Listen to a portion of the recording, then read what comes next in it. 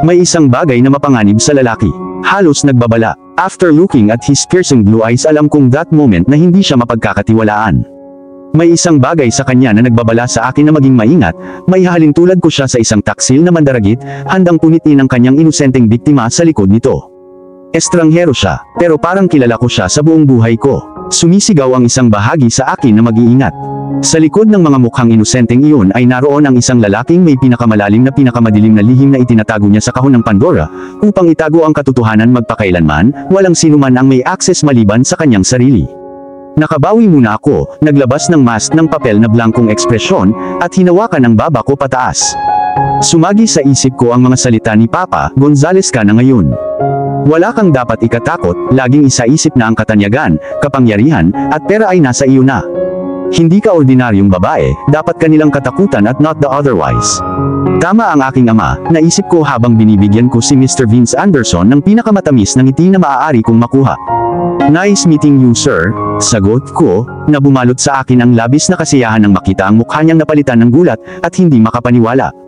Saglit na nawala ang katinuan niya, napahawak ang mga daliri niya sa upuan na nasa tabi niya bilang suporta. Kahit papaano pagkatapos kong marinig ang aking pagsasalita, ang kanyang pagkabigla ay triple na parang kinumpirma ng aking boses ang kanyang pinakamalaking takot. Tumagilid ang baba ko ng mapanghamon. Itinaas ko ang aking mga daliri para mahawakan ko ang aking mga kamay sa kanya para sa formalidad. Sa proseso, nalaman ko ang baso ng champagne na wala sa isip kong hawak. I took a step forward and tripped. My fault, hindi ako nag-iingat. Mabilis akong hinawakan ni Marcus ngunit huli na ang lahat, iniligtas niya ako sa pagkahulog ngunit hindi ginawa ni Mr. Vince Anderson ang mamahaling tuxedo. Siya ay sumigaw pagkatapos na mawala ng ulirat, siya ay galit na galit, mayroong isang nakamamatay na kislap sa kanyang asol na mga mata. To my surprise, I didn't feel a bit scared, not even fear. Sa halip, nakakaramdam ako ng isang nakakagulat na dami ng kasiyahan para sa paglamlam ng kanyang paboritong tuxedo na dapat ay nagkakahalaga sa kanya ng isang kapalaran. Ang alalahanin ko lang ay mali ang nakuha kong pagbuhos ng champagne, dapat sa mukha niya itinutok. Sa puntong ito, ang kanyang malakas na pagmumura ay umaakit ng labis na hindi gustong atensyon. Walang alinlangang kakalat ang insidente na parang apoy bukas. Binuksan ko ang clutch bag ko, kinapa ko ang panyo ko, at nagmamadaling pinunasan ang mantsa sa tela. Please do forgive me, Mr. Vince Anderson. This is entirely my fault na natapilok ako sa sahig. Paumanhin kong bulong, habang nagmamadaling nakahanap ng paraan para matuyo ang basang damit. Ngunit sa halip na tumulong sa pagtanggal ng mantsa, ang champagne ay kumalat pa. Nagdilim ang ekspresyon niya, walang ibang salita ay nagmamadali siyang umalis sa eksena. I swear, I never felt so satisfied until I watched him walk out. Seryoso siyang naasar pero lalo lang tumaas ang mood ko. Pinatunayan ko lang kung gaano ako kagaling. Ang babaeng kasama niya ay mabilis na sumunod kay Vince Anderson, ngunit bago niya ito ginawa, huminto siya para bigyan ako ng nakamamatay na tingin. Nagkibit balikat ako habang pinapanood siyang sumunod sa lalaki. That was a nice act, darling. Si Marcus iyon. Nang iangat ko ang tingin ko sa kanya ay nanlaki ang mga mata niya sa paghanga. Kumikislap ito sa pagiging mapaglaro at saya. Mukha siyang supportive, sapat na ang kanyang perceptive para mapagtanto na hindi aksidente ang insidente. I don't like the man. Ang lahat ng aking pagtatangka na magpatawag ng kasinungalingan ay nabigo ng husto. Nagpa siya akong sabihin sa kanya ang totoo. Isang lalaki bilang sensitive dahil hindi ako binigyan ni Marcus ng pagkakataong magsabi ng kasinungalingan na mukhang kapanipaniwala sa isang lalaking kasing talino niya. Me too. Walang filter ang sagot niya nang makabalik na kami sa aming mga upuan. Mukha siyang natuwa. Hindi siya nag-abala na itago ang boyish green na kumakalat sa kanyang mga pisngi. Ang kanyang tugon ay hindi inaasahan. Nakuha niya ngayon ang buong atensyon ko. Ilang saglit lang bago ko natunaw ang mga sinabi niya. You don't like him. Hininaan ko ang boses ko kaso may nakikinig sa malapit. No, itinaas niya ang baso ng champagne sa kanyang bibig. Bakit? Kakarating lang ni Vince Anderson dito sa Cordova kamakailan lang. Nabalitaan niyang dumalo siya sa isang business meeting. Unang tingin pa lang, alam kong hindi ko siya gusto at hindi ako darating sa puntong gusto ko siya. Isa siyang tusong lalaki. Ang birthday celebrant ay girlfriend niya. May nagsasabi na kasal siya sa ex-girlfriend ng brother niya pero walang makapagpapatunay ng totoo. Tumango ako ng may simpatya. Ramdam ni Marcos ang negative vibe na naramdaman ko kay Vince. At least hindi ako nag-iisa, may isang tao bukod sa akin na ayaw sa lalaki. Ramdam ni Marcos ang aking pagkadismaya. Wala na kaming ginawang talakayan tungkol kay Vince Anderson. Sa halip, nagsimulang talakayin ni Marcus ang mga kawili-wiling paksa tungkol sa negosyo at mga tao sa parehong larangan ng negosyo gaya niya. Bandang alas 9 na nang magdesisyon kaming umalis sa party. Sa kotse, patuloy niyang pinag-uusapan ang kanyang pamilya, ang kanyang mga libangan, at mga hilig at masinsinan akong nakikinig tulad ng kanyang old-time friend, basta-basta na nagsasalita ng aking mga opinyon kapag kinakailangan. Makalipas ang 30 minuto, huminto ang kanyang sasakyan sa harap ng Gonzales Mansion. Nakahinga ako nang maluwag nang buksan niya ang pinto at bumaba ng sasakyan. Alam ng Diyos na hindi nawala sa isip ko ang aking anak sa buong gabi. Muntik na akong tumakbo sa loob ng bahay papunta sa kwarto ko nang hindi nagpapaalam sa kanya, pero good manners naman ang nanalo sa huli. "Thank you for your time, Beatrix," sabi ni Marcos. Na-enjoy nga niya ang party, kitang-kita ang nakasulat sa buong mukha niya na nanatiling maaliwalas sa excitement. "You don't need to thank me. You've been a good company." Sumagot ako, which was true. Nag-aalala lang ako sa anak ko na hindi ko na-enjoy ang party. Aside from that, dumating si Vince Anderson to ruin my mood entirely. Pinagmasdan ko siyang kumaway ng goodbye sa huling pagkakataon, bago sumakay sa loob ng sasakyan. Binuksan niya ang makina at nag-U-turn, bago dumiretso sa gate ang kanyang sasakyan at nawala sa dilim. Wala na siya, pero nakatayo pa rin ako doon na naliligaw sa mga naiisip ko. Naalala ko ang aking daughter, ang gulat at takot ay bumalot sa aking sentido at tumakbo ako sa pintuan, na iwan itong nakabukas. Nagmamadali ako na dulas sa loob at nilagyan ng vault ang lock bago ako nag-tiptoed sa hagdanan. Ang mga katulong ay nagpahinga para sa gabi. The main lights are already turned off. Ang pilot lights ang naiwang bukas upang maging maliwanag ang entrance. Hinubad ko ang aking silver beaded na sapatos para mabawasan ang ingay. May sapatos na nakahawak sa magkabilang kamay, naglakad ako ng nakayapak. Sa kabila ng malamig, ceramic na sahig. Ang pag-akyat sa hagdan ay halos tumagal ako ng walang hanggan. Ito ay ang nakakatakot na katahimikan na sumalubong sa akin sa tuktok ng hagdan. Inaakala kong tulog si Papa sa ganitong oras. Hindi siya pinayagang matulog ng late at sinusunod niya ang utos ng kanyang doktor. Malamang tulog na rin si Lola.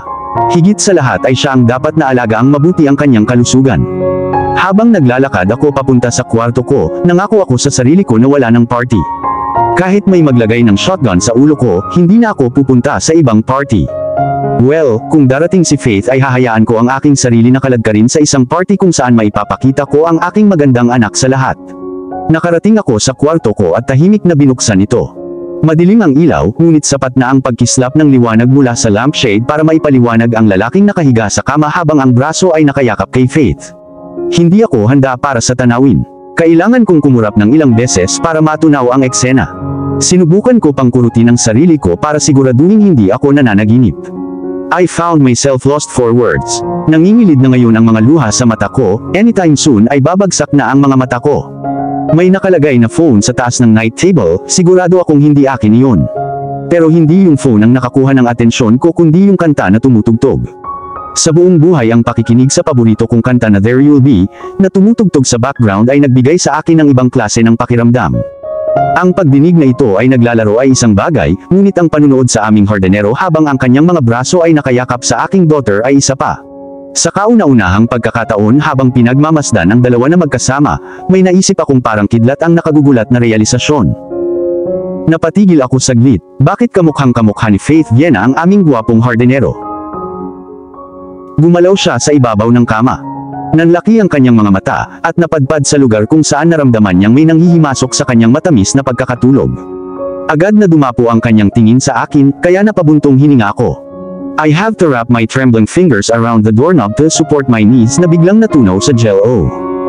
For a frozen moment, nakatayo lang ako doon na hindi kumikislap na nabighani sa kanyang nakakaakit na asul na mga mata, na tila tumatagos sa aking kaluluwa. Napakaganda niya sa kama na para bang kasama siya doon. Ang manipis na tela ng kanyang shirt ay dumikit sa matitigas na tabas ng kanyang dibdib na walang naiwan sa imahinasyon. Ang kanyang mayamang gulong buhok ay bumagsak sa kanyang mga mata, na nakakaakit na parang malambot na tinunaw na hanilaban sa liwanag mula sa lampshade sa kanyang kanan.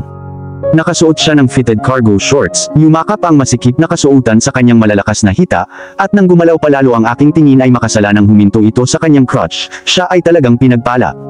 Uminit ang pisngi ko, mabuti na lamang at naitago ng mga anino ang pamumula. Bumaba ang mata ko sa muscle niyang hita. Siya ang may pinaka-sexing legs na nakita ko, sexy in a masculine way. Halos matanggal ang buong katinoan nang makita ko siya sa kama, halos tumakbo ako sa gilid niya, at ipinulupot ang mga braso ko sa balikat niya para maranasan ang kilig na durog sa kanyang perpektong chiseled body. Ang mga mata ng asul na karagatan ay sumilip sa ilalim ng mga pambihirang pilik mata, ang hitsura ay walang kahulugan para sa kanya, ngunit ginawa nito ang aking lalamunan sa isang tigang na disyerto at pinainit ang aking katawan sa lagnat. Isang tingin lang sa kanya ay nawala na ako ng kontrol. Siya ang unang lalaking nagkaroon ng matinding epekto sa aking sentido. Sa kaunting pagsisikap, nagawa niya akong mabaliw na parang isang babae na diretso mula sa schoolroom. Huminga ulit ako ng malalim nang maingat niyang inalis ang mga braso niya palayo kay Faith Viena, at bumangon sa kama na iniwang gusot ang kumot sa likod ng kanyang bigat. Sumikip ang maluwang na kwarto habang dahan-dahan siyang pumunta sa direksyon ko. Ang kanyang matamis na nakakaakit na pabango ay dumaloy sa aking ilong. Nalanghap ko ang pamilyar niyang pabango, habang pinagmamasdan ko siyang huminto ng ilang pulgada na lang ang layo niya sa akin. Ang dreamy look sa kanyang mga mata ay seductively sexy, gusto kong kumuha ng camera at makuha ang exhilarating expression. Ang lampshade malapit sa kama ay naglagay ng gininto ang mga anino sa kanyang profile, para siyang magandang painting na umusbong mula sa canvas ng isang artista. Ang tagal mo umuwi, madam, sabi niya sa isang namamaos na sensual na bulong na nagpapadala ng maliliit na paro-paro na gumagapang sa loob ng aking tiyan. Napaawang ang mga labi ko para sumagot, pero laking gulat ko, walang salitang kumawala sa mga labi ko sa isang tunog na parang sinakal na manok. Ang mahinang iyak na nagmumula sa kama ang nagligtas sa akin mula sa kahihiyan. Tumakbo ako papunta sa kama, pero bago ko pa mahawakan si Faith Viena sa braso, ginawa na niya ang trabaho. Maingat niyang binuhat ang munting anghel mula sa kama, wala pang isang minuto, tumigil na ito sa pagiyak nang maingat niyang itinayo siya sa kanyang mga bisig. Nakatayo ako doon na hindi kumukurap, natulala sa eksena. Ang pagmamasid sa kanya na hawakan si Faith Viena sa kanyang mga bisig ay nagpapahina sa aking puso sa lambing. That moment I wish na sana siya na lang ang ama ni Faith Viena. May kung anong bagay sa kanya, na naglalapit sa akin, ang paraan ng isang gamo-gamo ay inilabas sa apoy. Ang apoy ay naglalagablab sa panganib dahil masusunog nito ang maselan na mga pakpak ng gamo-gamo, ngunit ang tukso sa hinaharap ay napakahirap labanan. Mas gusto kong masunog kaysa hindi ko maramdaman ang init. Naputol ang pag-iisip ko ng mahinang kaluskos ng kanyang tsinela sa marmol na sahig. Lumipat siya sa kama. Mas lalo akong nabighani habang dahan-dahan niyang inilagay ang maliit na katawan ni Faith Viena sa ibabaw ng crib, at hinila ito palapit sa kama. Kumpiyansa siyang gumalaw na para bang alam na alam niya ang ginagawa niya, na para bang 100 beses na niya itong ginawa. Nalaman kong tapos na siya sa trabaho nang lumingon siya sa direksyon ko, at humakbang palapit ng palapit. Bumilis ang paghinga ko sa paghihintay habang pinagmamasdan siyang tumatawid sa pagitan namin, nang hindi inaalis ang tingin sa mga mata ko. Bumilis ang pintig ng puso ko. Natuyo ang lalamunan ko. Nung inches na lang ang pagitan namin, huminto siya sa paglalakad. "Good night, madam," sabi niya sa mahinang bulong. Bago pa ako makapag-react ay wala na siya. Marahan na isinara ang pinto sa likod ko. "Madam," pinaramdam niya lang sa akin na matandang dalaga na naman ako. Hindi naman ako ganoon katanda. Sa wakas ay bumigay na ang mga tuhod ko, at napahiga ako sa kama sa mismong eksaktong lugar na huli niyang inookupahan. Mainit pa rin ito. At ang kanyang natural na musky scent ay nananatili sa hangin na parang nandoon pa rin siya. Nagulat ako nang mapansin kong hawak ko pa rin ang aking silver-beaded stiletto sa aking mga kamay, mahina itong bumagsak sa sahig. Ibinaba ko ang ulo ko sa crib para panuunin ang pagtaas-baba ng dibdib ng aking anak. Ayos naman si Faith Viena. Inalagaan ng mabuti ng aming gwapong hardinero ang aking anak. Seryoso akong nag-aalala kanina sa pag-iisip na si Faith ay nahulog sa isa sa kanyang marahas na pag-aalboroto, nang siya ay nahulog sa isa. Walang makapag-aalinlangan sa kanyang nakakayak na mga kasukasuan, kahit ang kanyang ama ay hindi kaya. Wala nang pag-asa ang 8 kapatid ko gaya ng papa ko, dahil hindi pa sila nakahawak ng bata noon. Nakahinga ako ng maluwag, may nabunot lang na tinik sa dibdib ko. Ngayon na nakita ko kung gaano kapayapa ang hitsura ng aking anghel sa kanyang pagtulog, ay nagawa kong iunat ang aking mga labi sa isang tunay na ngiti. Hindi pa ako nakakapagpasalamat sa kanya, kung ano man ang pangalan niya. Makalipas ang 5 minuto, nagpalit na ako ng silk nightgown. Ang makeup sa aking mukha ay walang kamali-mali na nilinis ng mga wipes. Nakahiga ako ngayon sa aking kama, nakahiga sa ilalim ng mga cover na naghihintay na bumukas ang portal ng Dreamland. Nanatiling nakapako ang aking mga mata sa kisame, ngunit hindi ang walang kamali-mali na puting kisame ang tinitingnan ko, kundi ang lalaking may katangi-tanging asul na mga mata at buhok na may shade ng warm honey na naglalaro sa aking isipan. Gusto kong malaman ang pangalan niya. Naalala kong bumulong ako sa sarili ko bago pumasok sa panaginip. Kahit anong mangyari, tumakbo ka lang. Huwag na huwag kang lumingon sa likod. Mabagsik at mabangis ang sinabi niya, hindi ito pagmamakaawa kundi isang utos. Tumingala ako sa kanya, hindi na malabo ang mukha ng lalaking nakaluhod sa tabi ko. Nagulat ako na parang isang matulis na kidlat ng ang isang pares ng haunted blue na mata ay humawak sa aking tingin na bilanggo. Matinding sakit ang tumusok sa dibdib ko, nang mapagtanto ang marahang pag-agos ng mga luha sa kinis ng kanyang mga pisngi, ang liwanag ng buwan na kumikinang sa kanyang mga mata na puno ng luha. Ang kanyang mga daliri ay nakagapos ng isang lubid, kaya't pinipigilan ang kanyang paggalaw. Ngunit sa kabila ng pagharang, nagawa niya hulihin ang aking mga kamay na nakagapos sa aking harapan. Kinapa niya ang lubid sa aking mga pulso at nagpumiglas tanggalin ang lubid gamit ang isang piraso ng basag na glass na nakuha niya sa ground. Siya ay walang tiyagang nagpupumiglas na isuklay ang tipak sa lubid, bumubulong ng hindi matalinong mga sumpa sa ilalim ng kanyang hininga, hindi napapansin na dumudugo na ngayon ang kanyang mga daliri sa pagod. Tinapunan ko siya ng isang nakakaawang tingin, kung pwede ko lang siyang tulungan, pero halos hindi ako makagalaw. Masyadong matigas ang pagkakatali ng lubid, hinuhukay nito ang aking laman. Please hindi kita iiwan, hindi sa ganito, mahinang bulong ko. Bumuhos ang mga luha sa aking mga mata, nangingilid pababa sa pisngi ko hanggang sa matikman ko ang alat sa aking nakabukang labi. No, makinig ka sa akin. Putol niya, ang tono niya ay nababalot ng pagkainip, kailangan niyang ihinto ang pagputol ng glass sa lubid para mas makapagpaliwanag siya. Kailangan mong tumakas. Pareho tayong mapapatay kapag hindi mo ginawa, kailangan kitang iligtas. Mabangis niyang bulong, nagngangalit ang kanyang mga ngipin sa sobrang inis. No, please don't make me do this please. Ang sakit ng dibdib ko. Maging ang aking mga balikat ay hindi mapigil. I will never leave you alone. Mula sa di kalayuan ang tunog ng isang mahaba, malakas, malungkot na sigaw na binibigkas ng isang hayop, isang aso, o marahil ng isang wolf, hindi ko lubos na sigurado kung alin tunog nagbabala, ito ay nagpadala ng malalim na panginginig sa aking naninigas na gulugod. Napalunok ako ng mariin habang nagpupumilit siyang palayain ng aking pulso, isang nakakapagod na gawain na sa tingin namin ay imposibleng gawin sa loob ng maikling panahon. Ang lubid na nakatali sa aking mga daliri ay masakit na bumaon sa aking laman, dahilan upang ang aking mga daliri ay namamanhid at nanlamig. Promise me hindi ka nalilingon, okay? Tumakbo ka lang please, humanap ka ng tulong. Promise, I will be fine. Ang kanyang asol na karagatan ng mga mata ay mas kumikinang, halos nagmamakaawa. Paano kaya? Sabi ko hindi. Walang alinlangang napuno ng takot ang aking mga mata. Kumalat ang pangamba sa buong katawan ko hanggang sa gumapang ito sa aking mga buto. Malalim ang paghinga ko at hirap na hirap. Ang pag-iisip na tumakas mag-isa at iwan siya sa likod ay natakot sa akin. Please Gabriel, no Monica. Takbo, huwag ka nang lumingon. Panaginip lang, ang parehong paulit-ulit na bangungot. Nagising ako na basang-basa ang mga mata sa luha, butil-butil na pawis na tumutulo sa aking mga templo, malakas na kabog ng dibdib, at ang tibok ng puso ay patuloy pa rin sa pagmartilyo dahil sa gulat. Dati, malabo ang panaginip. Malabo, ngunit ngayon ay malinaw at napakadetalye. Ang lalaking nakita ko sa aking panaginip ay ang aming hardinero, ang kanyang asol na karagatan ng mga mata ay mahirap kalimutan lalo na kapag ito ay puno ng luha. Siya ang taong nagsakripisyo ng sarili para makatakas ako at bilang kapalit, siya ay binugbog at pinagsasaksak hanggang sa mamatay. Totoo, ito ay isang panaginip, ngunit ang aking pagkakasala ay hindi mapigilan, ito ay mabigat sa aking dibdib kaya nahihirapan akong huminga.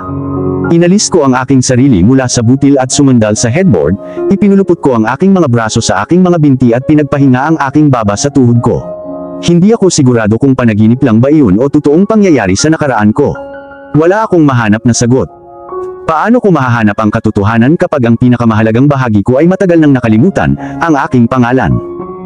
Ako ba si Monica? Kung oo, sino si Gabriel? Tumunog ang grandfather clock na nagpapahiwatig na dumating na ang hating gabi. Natigilan sa tunog, ang aking mga palad ay lumipat sa aking dibdib sa alarma habang ang aking gulat na tingin ay umiwas sa bagay na nasa di kalayuan. Sinisisi ko ang aking jumpy state sa kawalan ng tulog. Dapat ay mahimbing na ang tulog ko ngayon, sabi ko sa sarili ko habang nakasandal ako sa headboard, bulag na nakatingin sa harapan. Ngunit sa tuwing ipipikit ko ang aking mga mata, patuloy na bumabagabag sa aking isipan ng isang pares ng asol na karagatan, na nagpapaalala sa akin ng isang magandang lagon. Ibinigay ko ang lahat ng pagsisikap na matulog muli, kalahating oras na ang nakalipas. Pagod na akong umikot sa ibabaw ng kama, nakita kong nakasandal ako sa headboard. Ang pagkakatulog ay tila napakahirap makamit lalo na't hindi matapos ang bangungot na pinagdaanan ko kanina. Mag-ingat na huwag gisingin ang aking daughter. Tahimik akong bumaba sa kama. Ang mga paa ko, pagkalapag sa malamig na marmol na sahig ay hinanap ang malalambot na tsinelas sa ilalim ng kama. Pagkatapos kong maisuot, kinapa ko ang remote control sa ibabaw ng dresser at binuksan ang chandelier, hindi masyadong maliwanag, sapat lang para mailawan ang kwarto. Si Faith Viena ay payapang natutulog sa loob ng kanyang crib.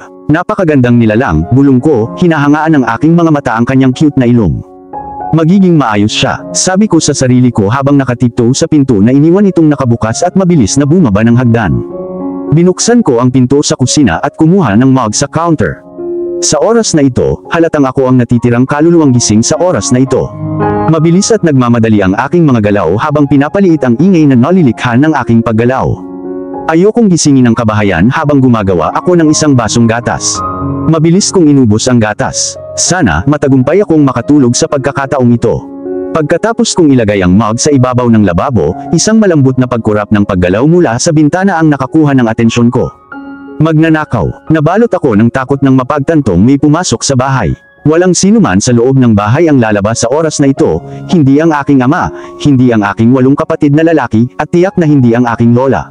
Habang nasa lalamunan ko ang puso ko, nagpasya akong mag-imbestiga. Nanginginig ang mga daliri ko habang kinakalas ko ang lock ng pinto ng kusina, binuksan ito, at bumapang palabas. Ang buwan ay kumikinang ng maganda sa abot tanaw, libu-libong bituin ang nagkalat sa madilim na kalangitan na parang mga mahalagang bato. Iniwas ko ang tingin ko sa itaas, hindi pa oras para mag-stargaze ako, marami pang mga bagay na kailangan kong imbestigahan. Ang mahinang kaluskus ng hangin na dumaan sa akin ay nagpanginig sa aking gulugod. Ipinulupot ko ang aking mga braso sa ilalim ng aking mga dibdib habang hinahabol ko ang tunog ng mga yabag na ngayon ay patungo sa pool. Hindi ko maintindihan kung bakit may gumagala sa labas ng ganitong oras. Lampas hating gabi na, at walang wastong dahilan na maiisip ko kung bakit magigising ang isang tauhan ng sambahayan sa oras na ito maliban kung may gagawin siya. Huminto ang mga yabag sa poolside at huminto ako sa paggalaw at itinago ang presensya ko sa ilalim ng isang matataas na nakavase na halaman. Nakalimutan ko ang pangalan. Sa sandaling ligtas na nakatago ay ipinatawag ko ang lahat ng lakas ng loob na maaari kong tipunin, at sumandal upang siyasatin ang pagkakakilanlan ng nanghihimasok sa hating gabi. Halos kumawala sa mga labi ko ang isang nakakabasag tainga na hiyaw matapos dumapo ang malalawak kong mata sa lalaking nakatayong magkahiwalay ang mga paa sa gilid ng pool, at hinubad ang kanyang mga damit. Hinubad niya ang damit niya, composed of t-shirt and cargo pants, naiwan lang ang black brief niya. Lumipad ang mga daliri ko para takpan ang bibig ko, matapos akong matamaan ng realization, ang hardinero pala ang lalaki. Gumapang ang init sa pisngi ko. Ako ay malupit na nahihiya upang mahuli ang aking sarili na nag-e-enjoy sa view. Tumangging lumingon ang ulo ko matapos kong subukang umiwas ng tingin, para bang naipit ang leeg ko sa direksyong iyon. Kahit igalaw ko ang aking mga mata ay ayaw nitong umiwas ng tingin. Nahipnotismo ako ng halos hubad na demigod na nakatayo sa harapan ko. Paano kaya't gising pa siya sa kalagitnaan ng ganitong oras? Ibig sabihin hindi siya makatulog gaya ng ginawa ko. May iba ba siyang naisip? O baka ibang tao? The last question sent a stamp of pain inside my chest. I don't like the feeling, it was a sensation close to jealousy. Ang maputlang liwanag mula sa buwan ay sapat na upang magbigay liwanag sa kanya. Malaya kong pinagmamasdan ang bawat galaw niya.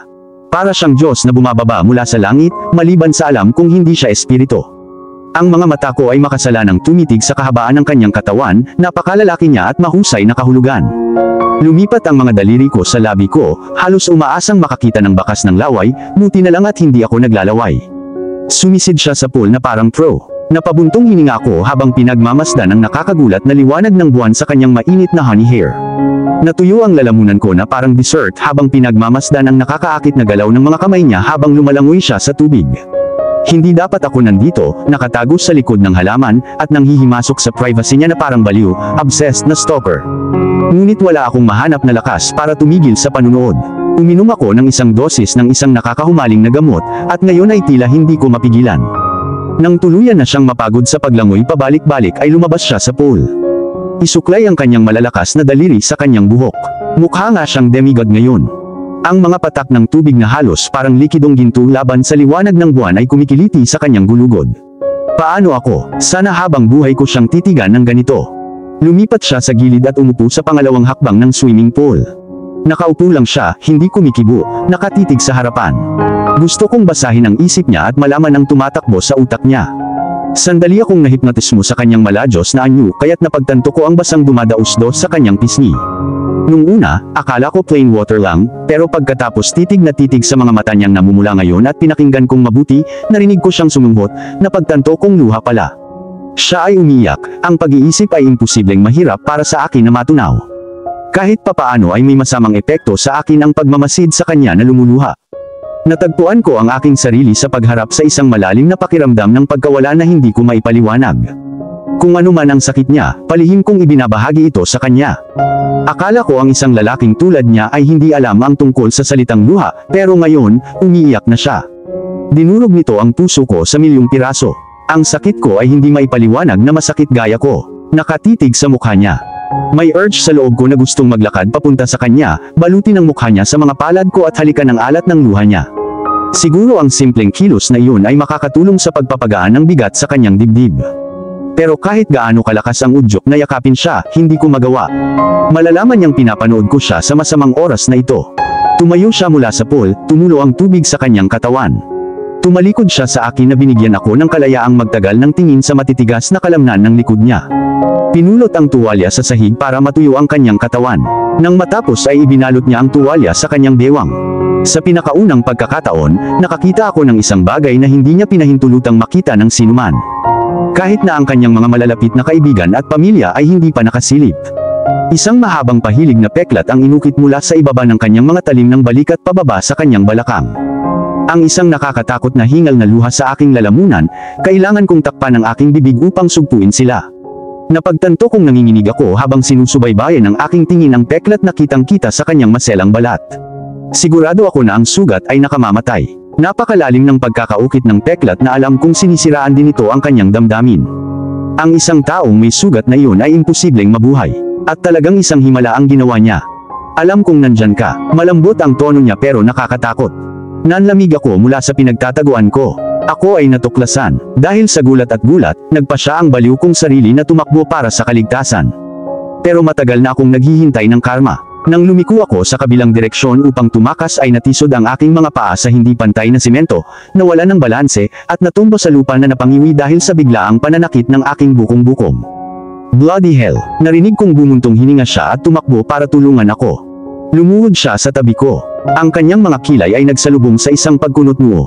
Wala namang naidulot sa akin ang pagiging malapit niya. I found myself unnerved by inch distance between us. Hindi ko na nararamdaman ang lamig. Ang kanyang katawan ay isang hindi kapani-pani walang pinagmumulan ng init. Ang kanyang mga daliri ay maingat na lumipat sa aking mga bukong-bukong, kung saan nanggagaling ang nanunuyong sakit.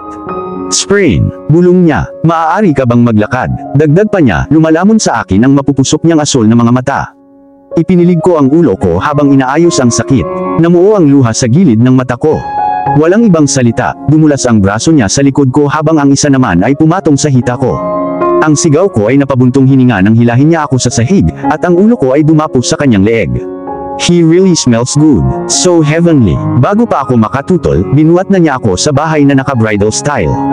Ang puso ko ay nagsimulang tumibok ng hindi maayos sa loob ng aking ribcage. Natakot ako na baka marinig pa niya ang drumming sound.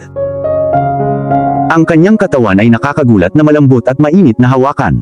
Nakapikit ang mga mata ko, habang ninanamnam ko ang nakakakiliti na sensasyon na nag-aapoy na init ng kanyang balat na dumidikit sa aking sarili. Sa unang pagkakataon ay namulat ako sa manipis na layer ng silk nightgown na suot ko. Ang pag-iisip ay nagpamulat sa aking mga pisngi sa isang mapula-pula na shade. Not that he would even notice what I'm wearing. It's dark, I assured myself. Dinala niya ako sa loob ng bahay na may nakakagulat na kadalian na parabang ang bigat ko ay hindi hihigit sa isang balahibo. Nakarating kami sa entrance nang hindi gumagawa ng gaanong tunog. Madali siyang kumilos na parang pusa para sa isang lalaki na may malaki at matipunong pangangatawan. For God's sake, hawakan mo ang leeg ko kung ayaw mong mahulog tayo sa hagdan, sumirit siya. Lumipad ang aking mga iniisip na parang tinatangay ng hangin. Kinagat ko ang ibabang labi ko, at ginawa ang utos niya. Hindi niya kailangan mainis. I know this ordeal was all my fault pero hindi siya dapat masyadong halata.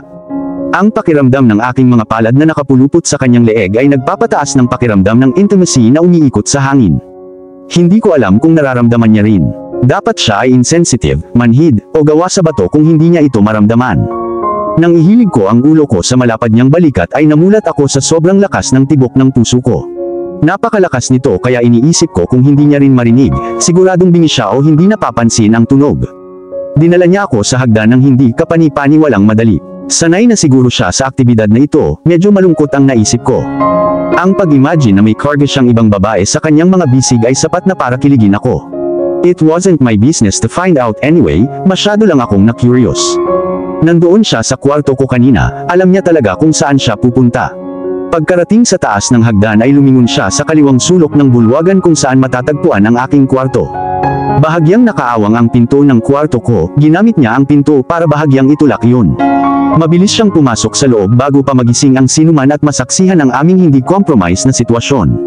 Pagkapasok, ginamit niya ang kanyang mga paa upang isara ang frame ng pinto, narinig ko ang tunog ng pagklik nang lumipat siya sa kama habang nakayakap pa rin ako. Ibinaba niya ako sa kama ng marahan, nag-iingat na hindi makagawa ng ingay na makakaistorbo sa mapayapang pagkakatulog ni Faith Viena. Nang lumuhod siya sa sahig upang suriin ang pinsala sa aking mga bukong-bukong, sinamantala ko ang pagkakataong bantayan siya ng maigi. Lalo siyang naging kaakit-akit sa malapitan. The last time we've been this close was a while ago in this very room, but it is dark that time and I didn't have the opportunity to observe his features intently. Pero iba ngayon, sapat na ang chandelier para ilawan ang mukha niya. Ang gininto ang kinang mula sa chandelier ay nagpamukha sa kanyang mukha na parang isang perpektong chiseled statue ng isang Diyos. Sa kabila ng lahat ng pagsisikap kong basahin ang kanyang ekspresyon ay hindi siya nagbigay ng bakas ng mukha. Ako ay naiwan na ngayon sa paghula kung ano ang dapat niyang nararamdaman sa kaloob-looban niya. Marahil ay naiirita o naiinis pa nga siya dahil kinailangang buhatin ako sa aking kwarto sa hindi makajos na oras na ito. Lumuhod siya sa sahig at itinaas ang mga paa ko sa sahig. Malambot at matamis ang kanyang haplos at halos mapapikit ako nang gumapang ang kanyang mga daliri sa aking na-spray na bukong-bukong. Ouch! Kumalat ang pananakit sa nasugatang bahagi kapag nahawakan niya ang maling lugar. Sorry, bulong niya, he sounded apologetic. Lumitaw ang isang kunot sa kanyang noo habang patuloy na dahan-dahang minamasahe ang lugar. Kinagat ko ang ibabang labi ko para pigilan ang sarili kong makagawa ng kahit anong ingay. Nagtataka ako kung ano ang ginagawa mo sa poolside sa hindi makajos na oras na ito. Gusto ko lang masigurado na hindi ka nagkakaroon ng obsessive nature, sasabihin ba nating spying a man who happens to be stripping naked? Like I'm not spying on you. Over my dead body. Ang tugon ko. Halos sipain ko siya dahil sa sinabi niya. Gumapang ang init sa pisngi ko, gusto kong ibaon bigla ang mukha ko sa cover. Talaga madam, parang naaliw siya. Nang iangat niya ang kanyang tingin sa akin, isang mapaglarong kislap ang sumalubong sa kanyang napakagandang asol na mga mata. Ipaliwanag mo ang iyong sarili. I saw you walking past the window. Akala ko magnanakaw ka. Sagot ko, huli na nang malaman kong naglalakad ako sa isang taksil na bangin. At nagpa siya kang mag-imbestiga. Nawala ang amusement na nakita ko kanina. Ang kanyang tono ay nababalot na ngayon ng nakakagigil na banta na ikinagulat ko. Let's say I did exactly just that. Sinabi ko sa kanya ang totoo at pinagsisisihan kong ginawa iyon nang ang kanyang tono ay nagliliyab sa kontroladong galit. You slow-witted fool. Sorry for the word madam. Maaari kang gumawa ng pinsala sa iyong sarili kung talagang makatagpo ka ng isang tunay na magnanakaw ngayong gabi. Hindi ka puri-puri ang ginawa mo madam. Ang pagharap sa isang magnanakaw ay hindi isang bagay na gagawin ng matinong babae. Para siyang ama na nag-aalala sa kanyang careless na anak. Maliban sa hindi ko siya ama, isa lang siyang estranghero. Ngunit kung magiging tapat ako sa aking sarili, hindi ko naramdaman na isa siyang estranghero. Nakakagulat na pagsasalita, pakiramdam ko ay nakilala ko siya sa buong buhay ko. Ouch! That hurts. Napaungol ako nang mahawakan niya ang isa pang sensitibong lugar. Hindi ko alam kung sinasadya niya ba yun para lang magalit sa akin. Matapos marinig ang paghingi niya ng tawad, napagtanto kong hindi niya sinasadya. Bakas sa mukha niya kung gaano siya kasensir pagkatapos niyang tumingala. Minor injury lang na sugat, walang dapat ipag-alala. Magiging bumuti ang iyong bukong-bukong bukas. Binitawan niya ang bukong-bukong ko at tumayo. Napakasarap sa pakiramdam ang init ng kanyang mga daliri na nakahawak sa aking mga bukong-bukong, ngunit ngayong binitawan na niya iyon ay hindi ko maiwasang makaramdam ng kaunting pagsisisi. Kung maaari lang siyang magtagal, napakasarap sa pakiramdam na malapit siya. Naagaw ng atensyon naming dalawa ang mahinang iyak na nagmumula sa crib. Faith, iniwas ko ang aking alertong mga mata sa crib kung saan nakahiga ang aking anak. Nakalimutan ko ang pagkakaroon ng aking pinsala, dali-dali akong lumipat sa crib para lamang sumigaw ng ang sakit ay bumagsak sa aking baluktot na bukong-bukong pagkatapos kong tumapak sa sahig ng may lakas. Pinunasan ko ang mga luha ko, at kinagat ko ang ibabang labi ko para pigilan ang sarili ko. Stop moving right there, you'll make the injury worse. Sinamaan niya ako ng tingin sa gilid, ang displeasure ay bumabalot sa mukha niya. Walang sabi-sabing tumalikod siya sa direksyon ko, at marahang ibinalot ang baby ko sa kanyang mga bisig na ikinalulugod ng puso ko sa lambing. Hawak niya si Faith Viena na parang sariling anak. Dapat napakagaling niya pagdating sa mga bata dahil nagawa niyang patahimikin ang anak ko sa paglalagay lang sa kanyang mga bisig. Anong kaibig-ibig na pares ang ginagawa nila? Mukha siyang tapat na ama. Lumipat ang aking pag-alagala sa kanyang likuran pagkatapos niyang umabante. Niyakap pa rin niya si Faith Viena. Ang kanyang walang humpay na atensyon ay ibinaba sa aking daughter na hindi ko na malayang pinagmamasdan ko siya. Humugot ako ng malalim na hininga ng bakas sa mga mata ko ang peklat sa likod niya. Iniisip kung paano niya nakuha ang sugat na nagpadala ng panginginig sa aking gulugod. Nagtataka ako kung ano ang nangyari sa kanya, ngunit sigurado ako kung ano man iyon, ito ay isang bangungot na hindi niya makakalimutan. Sino ang makakalimutan ng isang alaala na nagdulot sa kanya ng isang peklat na napakalalim, at mahaba, na kahit na ang oras ay gaganapin na walang kapangyarihang burahin. Habang ibinabalik niya si Faith Viena sa crib, nahuli ko ang isang malambot na pagkislap ng lambing sa kanyang mga mata. Ang mata ko yata ay pinaglalaroan ako, pero mukhang masaya siya. Maaaring hindi niya ito sabihin, ngunit umaalingasaw ang ningning ng kaligayahan sa katawan niya na ramdam ko sa aura niya. Tumango siya sa akin. Sana hindi na maulit ang pangyayari ngayong gabi, madam. Ayokong nagpapalusot ka sa labas ng bahay para habulin ang manghihimasok. Hindi matutuwa ang tatay mo kung sasabihin ko sa kanya ang totoo. Hindi ako tumugon dahil nabigo akong maghanap ng tamang matalinong komento. Lahat ng sinabi niya ay totoo. Katahimikan ang pinakamagandang tugon na naisip ko. Lumipat siya sa pinto. Bumagsak ang enerhiya ko sa sahig nang makita siyang umalis. Wait, bago ko pa mapigilan ang sarili ko ay sinabi ko na ang salita. Huminto siya sa kanyang kinatatayuan. Lumipat sa mukha ko ang hinahanap niyang tingin. Hinihintay niya na sabihin ko. Paano ka nagkaroon ng ganoon katagal na peklat? Mukha siyang nagulat pero hindi niya ito hinayaang magpakita. Sigurado akong hindi niya papansinin ang insensitive kong tanong, pero nabigla siya nang umusag siya ng ilang hakbang pasulong hanggang sa halos hindi na dumampi ang mga tuhod niya sa tuhod ko. Iniligtas ko ang isang babae mula sa kanyang mga kidnapper sa pamamagitan ng pagpapaalis sa kanya. Ang nanghuli sa kanya ang naglaslas ng 4 na pulgadang punyal sa aking likod pagkatapos niyang matuklasan na tinulungan ko siyang tumakas. Masakit siguro. Oo, pero worth it lahat, madam. Ganun mo ba siya kamahal para ilagay ang tour life sa linya? Buong puso ko, siya ay tumugon. Namayani ang katahimikan sa loob ng silid. Walang nagsalita sa sumunod na 3 minuto. Nakatingin lang kami sa mata ng isa't isa, naliligaw sa sarili naming umuusbong na pag-iisip. Siya ang nagdesisyong basagin muna ang katahimikan. Aalis na dapat ako, aniya bago lumingon sa pinto. Salamat sa pagtulong mo sa akin ngayong gabi. Carter, just call me Carter, madam. Sinabi niya. Good night, Carter, mahinang bulong ko. Bago siya naglakad papunta sa pinto, nakita ko ang malabong anino ng ngiti sa labi niya. Good night, Beatrix. Sa unang pagkakataon na binanggit niya ang pangalan ko, bumilis ang tibok ng puso ko. Good night, Faith Viena. Mahina niyang sabi sabay lingon sa crib. Ilang sandali pa ay lumabas na siya ng pinto. Ano bang pinasok mo, Gabriel? Inangat ko ang aking tingin sa aking best friend, maingat na nakikipaglaban kung sadyang may inis o mag-aalala sa nakatagong babala sa kanyang tono. Si Lucas Nicolas, my loyal best friend, ay nakaupo sa bar stool sa tabi ko, nakahalukit ang mga braso sa kanyang dibdib, isang lata ng beer ang nanatiling hindi nagalaw sa tuktok ng bar counter sa harap niya. Iritasyon ang kanyang aristokratikong mukha habang naiinip na naghihintay sa aking tugon.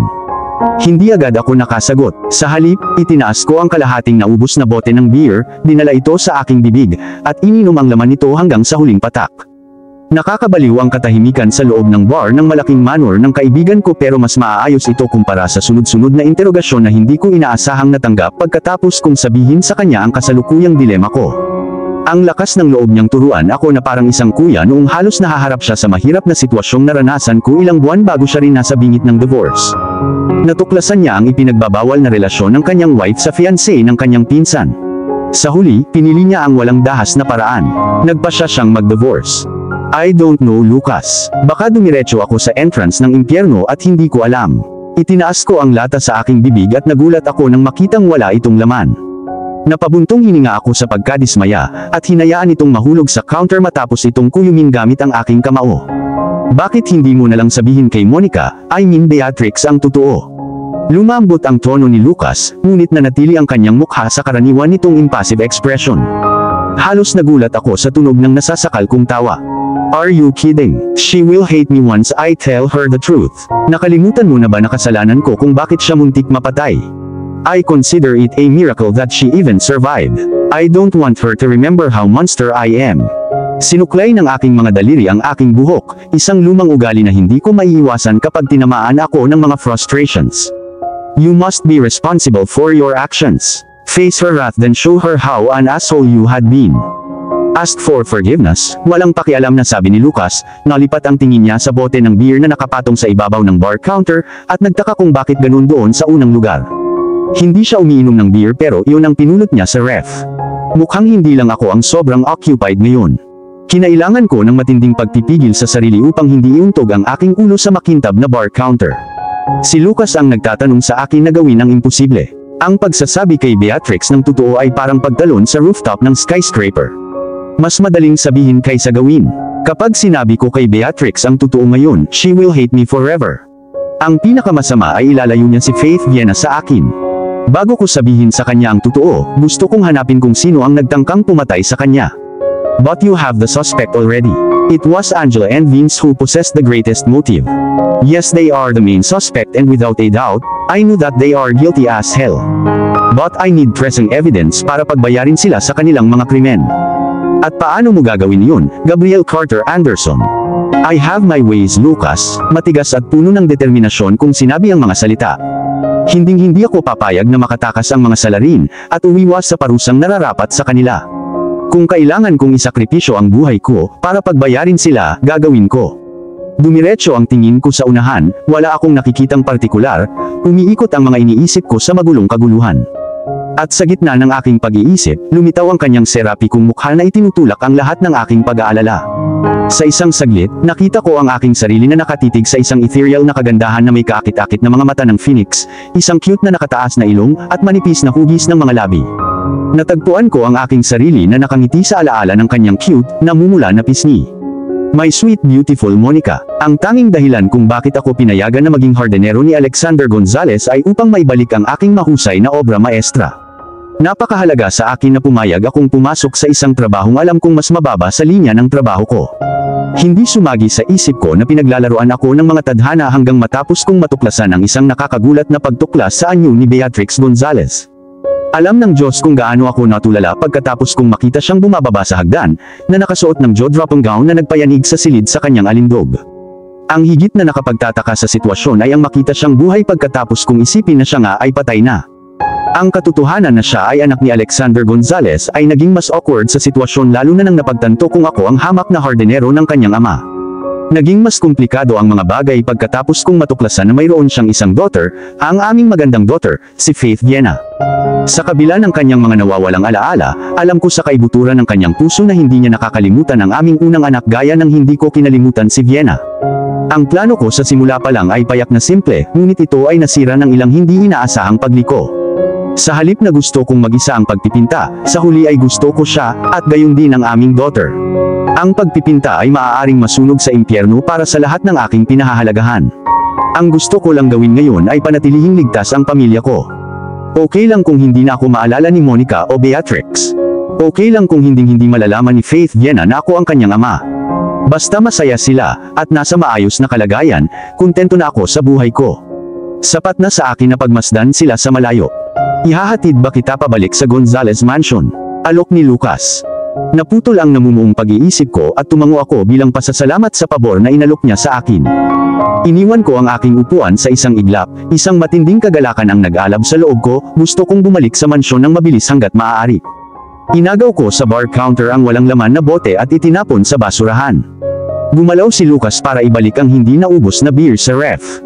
Pwede kang pumunta dito palagi kung gusto mo, sabi niya pagkasara ng ref. You're always welcome. Hindi ako sumagot. Sa halip, hinintay kong kunin niya ang susi ng kotse niya sa counter para makaalis na kami. Sabik na akong umuwi. Tahimik kaming bumababa sa mahabang hagdanan. Naramdaman siguro ni Lucas na wala ako sa mood para sa iba pang mahabang usapan. Sa paanan ng hagdan, naghihintay ang isang matangkad na babae. Siya ay isang napakagandang babae sa kanyang mid-20s with a body to die for. Ang mga ligaw na kulot ng kanyang naglalagablab na pulang buhok ay nakabalangkas sa kanyang maliit na mukha. Ang kanyang matambok na labi ay nakaunat sa isang ethereal na ngiti na nagpapaliwanag sa kanyang buong mukha. Siya ay may pino at matataas na cheekbones na umakma sa kanyang perpektong chiseled nose. Ang kanyang mga mata ay masyadong malaki para sa kanyang mukha, ang isa ay maiisip bilang inosente, maliban na ang salitang inosente ay ang huling bagay na maglalarawan kay Alexandria Nicolas, ang asawa ni Lucas. Ilang beses ko na siyang nakita pero may mali sa kanya ngayon. Siya ay tila ibang babae, isang ganap na kakaibang babae. Siya ay isang kilalang celebrity at model. Ni minsan ay hindi niya pinahihintulutan ng sinuman na makita ang kanyang mukha na walang makeup, ngunit ngayon ang kanyang mukha ay wala na kahit kaunting bakas ng foundation o lipstick. Ngunit hindi ito nagpapahina sa kanya ng kaakit-akit. Sa halip, pinapakita nito ang kanyang kabataan at masigla. Nakasuot siya ng brown na loose long sleeve na ikinakunot noo ko. Sa kanyang ibaba ay nakasuot siya ng itim na mahabang palda na halos umabot sa kanyang bukong-bukong, hinding-hindi magsusuot ng pangit na palda ang aking namatay na lola kahit na may maglagay ng baril sa kanyang ulo. Itong babaeng ito, hindi ako makapaniwala na siya ang asawa ni Lucas Nicolas.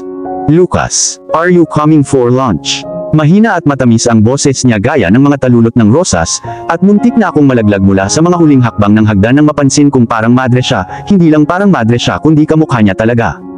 No, ito ang tugon ni Lucas. Hindi siya nag-abalang sumulyap sa kanya. Kawawa naman. Oh, it's okay. I'm planning to cook for you but I guess I will just cancel my plans. Take care Lucas, sabi ni Alexandria at tumungo sa kusina, masayang naghaham ng isang kanta na parabang hindi lang pagtanggi ang kanyang natanggap mula sa asawa. Anong nangyari sa asawa mo? Iyon ang una kong binitawan pagkatapos naming magayos sa loob ng kanyang makintab na BMW. Hindi pa rin ako nakaka-recover sa shock. Hindi si Alexandria iyon. Ganito siya pagkatapos ng aksidente sa sasakyan noong isang buwan. Kibit-balikat niyang sagot. Parang iba siya. Akala ko ba hindi siya marunong magluto? Sagot ko na nakakunot ang kilay sa pagkalito. She developed a sudden interest in cooking after the accident. Not only that, she's planning to apply for a job. Babalik ba siya sa dati niyang career? No, malinaw na sagot ni Lucas, napalitan ng dismaya ang mukha. Nag-apply siya ng housekeeping job sa isang hotel. Ano, biglang umugong ang makina, ilang sandali pa ay payapa nang umaandar ang sasakyan sa highway. Sigurado ka ba na siya si Alexandria? Nagka-amnesia ba siya o ano? Unfortunately yes, sagot ni Lucas, hindi na siya nag-abalang itago pa ang iritasyon sa boses niya. For God's sake, we're not talking about my wife Gabriel, wife mo ang pinag-uusapan natin. It's ex-wife Lucas, pagtatama ko, nakatingin sa bintana at iniiwasan ang direktang contact. Ngumuso siya, she's still your wife Gabriel Carter Anderson. The lawyer you hire was a fraud. You and Monica are not legally divorced. Salamat sa paghatid, Lucas. Natagpuan ko ang aking sarili na nagmamadaling lumabas ng sasakyan, bago pa mapaso ng aking best friend ang sunod-sunod na nagniningas at masigasig na mga tanong na maaaring sumunog sa akin ng buhay. Wala akong narinig mula sa kanya pagkatapos kong bumaba ng kotse na may mabilis, nagmamadaling paggalaw ng isang magnanakaw saka isinara ang pinto ng mas malakas kaysa sa kinakailangan. Bago sumara ang pinto ay nasulyapan ko ang inis na pagkunot ng noo niya. Nang humarurot na ang sasakyan sa unahan ay sa wakas ay nagpakawala ako ng malalim na buntong hininga. Nakaligtas ako sa isa pang nakakatakot na pagkikita ni Lucas. Salamat sa Diyos, bulong ko sa sarili ko habang nagmamadaling lumipat sa bakal na gate. Lucas should not be worrying about me, sabi ko sa sarili ko pagkatapos bumukas ang mga bakal na gate. Natanaw ko ang malawak at nakamamanghang damuhan ng Gonzales pagkatapos kong pumasok sa loob. Binilisan ko ang aking lakad na may sabik na pag-asa. Sa lalong madaling panahon makikita ko ang aking maliit na anghel, at ang aking secret ex-wife, wife. Totoo ang mga divorce papers ay naproseso ngunit ang mga dokumento ay peke. Ang abogadong kinuha ko ay isang manloloko. At iyon ang dahilan kung bakit kami ni Monica ay mag-asawa sa ilalim ng batas ng tao at ng batas ng simbahan. Hindi ko alam kung dapat ba akong maging masaya o hindi, pero sa alinmang paraan ay nakatadhana pa rin ako sa kapahamakan pagkatapos maalala ni Monica o Beatrix ang kanyang alaala. Totoo, kaya kong sabihin sa kanya ang totoo kapag hindi pa huli ang lahat, pero lalo lang itong magpapalala. Ang kanyang buhay ay payapa na ngayon, siya rin ay masaya, at hindi ko kayang sirain ang kanyang munting paraiso. Ang pagbabalik sa nakaraan ay magbubukas lamang ng mga lumang sugat sa buhay. Lalo siyang masasaktan ng katotohanan. Mas gugustuhin ko pang itago ang sarili ko kaysa saktan siya ulit. Hindi niya deserve ang nangyari sa nakaraan. She should move forward as Beatrix Gonzales dahil bago pa man siya naging Monica Castillo, isa na siyang Gonzales heiress sa sinapupunan ng kanyang ina. Oras na para bumalik sa trabaho Gabriel Carter, sabi sa akin ng isang bahagi ng utak ko. Huminga ako ng malalim at inalis ang lahat ng magulong iniisip at itinuon ang atensyon ko sa aking pang-araw-araw na gawain. Ililibing ako ng buhay ni Alexander Gonzales kapag nakalimutan kong diligan ang kanyang mga precious baby sa loob ng isang araw. Kung bibigyan ng pagkakataon, mas gusto kong ilibing ng buhay kaysa tanggalin sa trabaho, at mawala ang lahat ng pagkakataong bantayan ang aking anak at asawa. Dali-dali akong lumipat sa garahe, binuksan ang isang lumang kabinet, at kinuha ang watering hose sa loob. Matapos itulak ang kabinet na isara ay isang makintab na pulang sports car ang nakakuha ng atensyon ko. Hindi ito pag-aari ng Gonzales, matagal na akong nagtatrabaho bilang hardinero para malaman kung sa kanila ito. Tiyak, may mga bisita sila at kung sino man iyon, nasa kanya ang lahat ng planong magtagal pa. Ang araw sa umaga ay nakatayo ng buong pagmamalaki sa asul na abot tanaw na nangangako ng magandang araw sa hinaharap na walang posibleng pag-ulan. Hinalikan ng maluwalhating sinag ng araw ang nakalantad kong balat, at kahit papaano ay naaliw ako sa init nito. Mahina ang ihip ng hangin na nagpapasariwa sa aking sentido sa lamig na dulot nito. Ito ang tinatawag kong paraiso. Hindi ko malalaman ang ligtas na kanlungan na ito kung hindi ako sapat na lakas ng loob na bitawan ang dati kong buhay. Kontento na akong magpakasawa sa buhay na kasing simple nito. Masaya akong naghum ng kanta habang patuloy sa pagdidilig ng mga halaman gamit ang hose na kinuha ko sa garahe. Ang automatikong pandilig ng tubig ay inaayos kaya dapat kong manatili sa pagdidilig ng mga halaman ng mag-isa. Mamaya kapag natapos ko na ang gawain ito, magpapatuloy ako sa paggugupit ng mga tumutubo na damo sa damuhan. Pagtingin ko sa malawak na terrace na matatagpuan sa ikalawang palapag ng mansyon ay nakita ko si Beatrix. As usual, she looked so ethereal in her plain pink dress that I forgot everything around me exists. Siya lang ang nakikita ko dahil kumikinang siya sa pinakamaliwanag na parang araw na nagbibigay liwanag sa lahat ng nakapaligid dito. Ang kanyang kumikinang na buhok ay umaagos pababa sa kanyang likod na parang walang katapusang talon. Nang bigla siyang lumingon sa akin ay napahigpit ang mga daliri ko sa bahay. Isang tingin lang sa kanya ay sapat na para masira lahat ng pagpipigil ko sa sarili. Nagkunwari akong hindi siya nakikita at patuloy na nagdidilig ng mga halaman. Hindi man tumitingin, ramdam ko ang bigat ng tingin niya sa balikat ko. Kahit nakapikit ang mga mata ko, I will always be aware if she's near since her presence has a different effect on my nerves. Si Monica lang ang nakakapagpabilis ng tibok ng puso ko. Siya lang ang babaeng nakakatunaw ng lahat ng pagpipigil ko sa sarili. Siya lang ang nag-iisang nagpapahalaga sa buong buhay ko. Nang lumayo ang tingin niya sa akin, sinamantala ko ang pagkakataon na pagmasdan siya ng maigi. Mula sa transparent na floor-to-ceiling glass window ng terrace, nakita ko si Faith Viena sa tabi niya sa stroller. Napakagandang tanawin na makita ang aking asawa at anak sa ganitong kaaga. Sana dala ko ang canvas at paintbrush ko para maipinta ko ang magagandang tanawin. Bloody hell! Nabasag ang sandali nang sumulpot ang strawberry mula sa likod ni Beatrix. Strawberry ang tawag ko sa kanya dahil sa buhok ng lalaki kahit papaano ay naaalala ko ang isang tuyong strawberry. Siya ay kumikislap kay Beatrix, ang isa sa kanyang nakakasilaw na mga ngiti na nakita kong nakakainis. Nagkaroon ako ng biglaang pagnanasang tumakbo at lumipad sa ikalawang palapag, at kalagkarin siya sa hardin. Hindi ko kailanman nagustuhan ang lalaki sa unang sulyap, at nakita ko siyang madalas na bumibisita sa Gonzales Mansion ay nagbago ang aking pagkaayaw sa laki ng isang halimaw. Hindi na umiral ang saya na nagdulot ng adrenaline pumping ko. Napalitan iyon ng saksak sa dibdib na tinatawag kong selos. Ang kanyang masayang ngiti ay nagpatingkad sa terrace, nalampasan nito ang sikat ng araw sa kanyang liwanag. Ngunit ito ay may kabaligtaran na epekto sa akin na alam kong hindi ito eksklusibo sa akin. Natagpuan ko ang aking sarili na bumulusok sa pinakamalalim na madilim na sulok ng isang liblib na lugar. Damn! Ngayon ko lang nalaman na wasak ang puso ko kaninang madaling araw. Lumabas ako ng garden. Hindi ko kayang kunin ang paningin. Makalipas ang 2 oras ay umalis na si Strawberry. Sinusubaybayan ko ang oras, at kaya alam ko kung gaano siya katagal. Ako ang hardinero pero mas personal bodyguard ang kinikilos ko. Not that I could help it. I'm just guarding what's mine, I mean what once been mine. Kailangan kong bantayan si Monica o si Beatrix para lang masigurado kung walang ibang asshole na maglalakas loob na sirain ang puso niya gaya ng ginawa ko.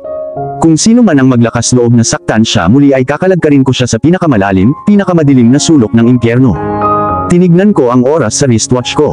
Malapit na mag-alas 10. Tinatawag ako ni Alexander Gonzales sa library. Maaga pa ang oras pero mas mabuti ng maaga kaysa huli. Hindi naman ako ganoon ka-punctual dati. Marahil ay sabik na akong pumasok sa mansyon sa pag-asang masilip ko si Faith Viena o Beatrix. Pagpasok ko sa grand door ng Regal Mansion ay hindi ako nabigo sa inaasahan ko dahil si Faith Viena na nakaupo sa kandungan ng lola niya ang bumati sa mga mata ko pagkapasok ko. Natunaw ang puso ko nang makita ang kanyang mala angel na mukha at ang cute na nakangiting labi. What an adorable little girl. Kamukhang kamukha niya si Viena noong mga kasing edad niya lang. Nanatili ang tingin ko sa kanya hanggang sa malipat ko ang atensyon ko sa pupuntahan ko. Pero bago pa siya mawala sa paningin ko nginitian ko siya. Call it a miracle or something, Faith Viena actually smiled back. Kumabog ang puso ko sa kaligayahan. Bahagyang nakaawang ang silid sa opisina ni Alexander Gonzalez/library. Umabante ako para itulak ito pero napahinto ako sa kalagitnaan nang marinig ko ang mahinang boses ni Monica mula sa loob. Sumilip ako sa bahagyang siwang ng nakabukas na pinto, at nakita ko siyang nakatayo sa gitna ng kwarto sa tapat, nakahalukip-kap ang mga braso sa ilalim ng dibdib niya, sumimangot ang magandang mukha niya. Aalis ka na papuntang Britanya next week, Beatrix. Isasama mo si Faith Viena. Hindi ako makapaniwala sa narinig ko. Kailangan kong ilapit ang tenga ko sa pinto, para masiguradong tama ang narinig ko kay Alexander. Sigurado ka bang gusto mo akong umalis pa?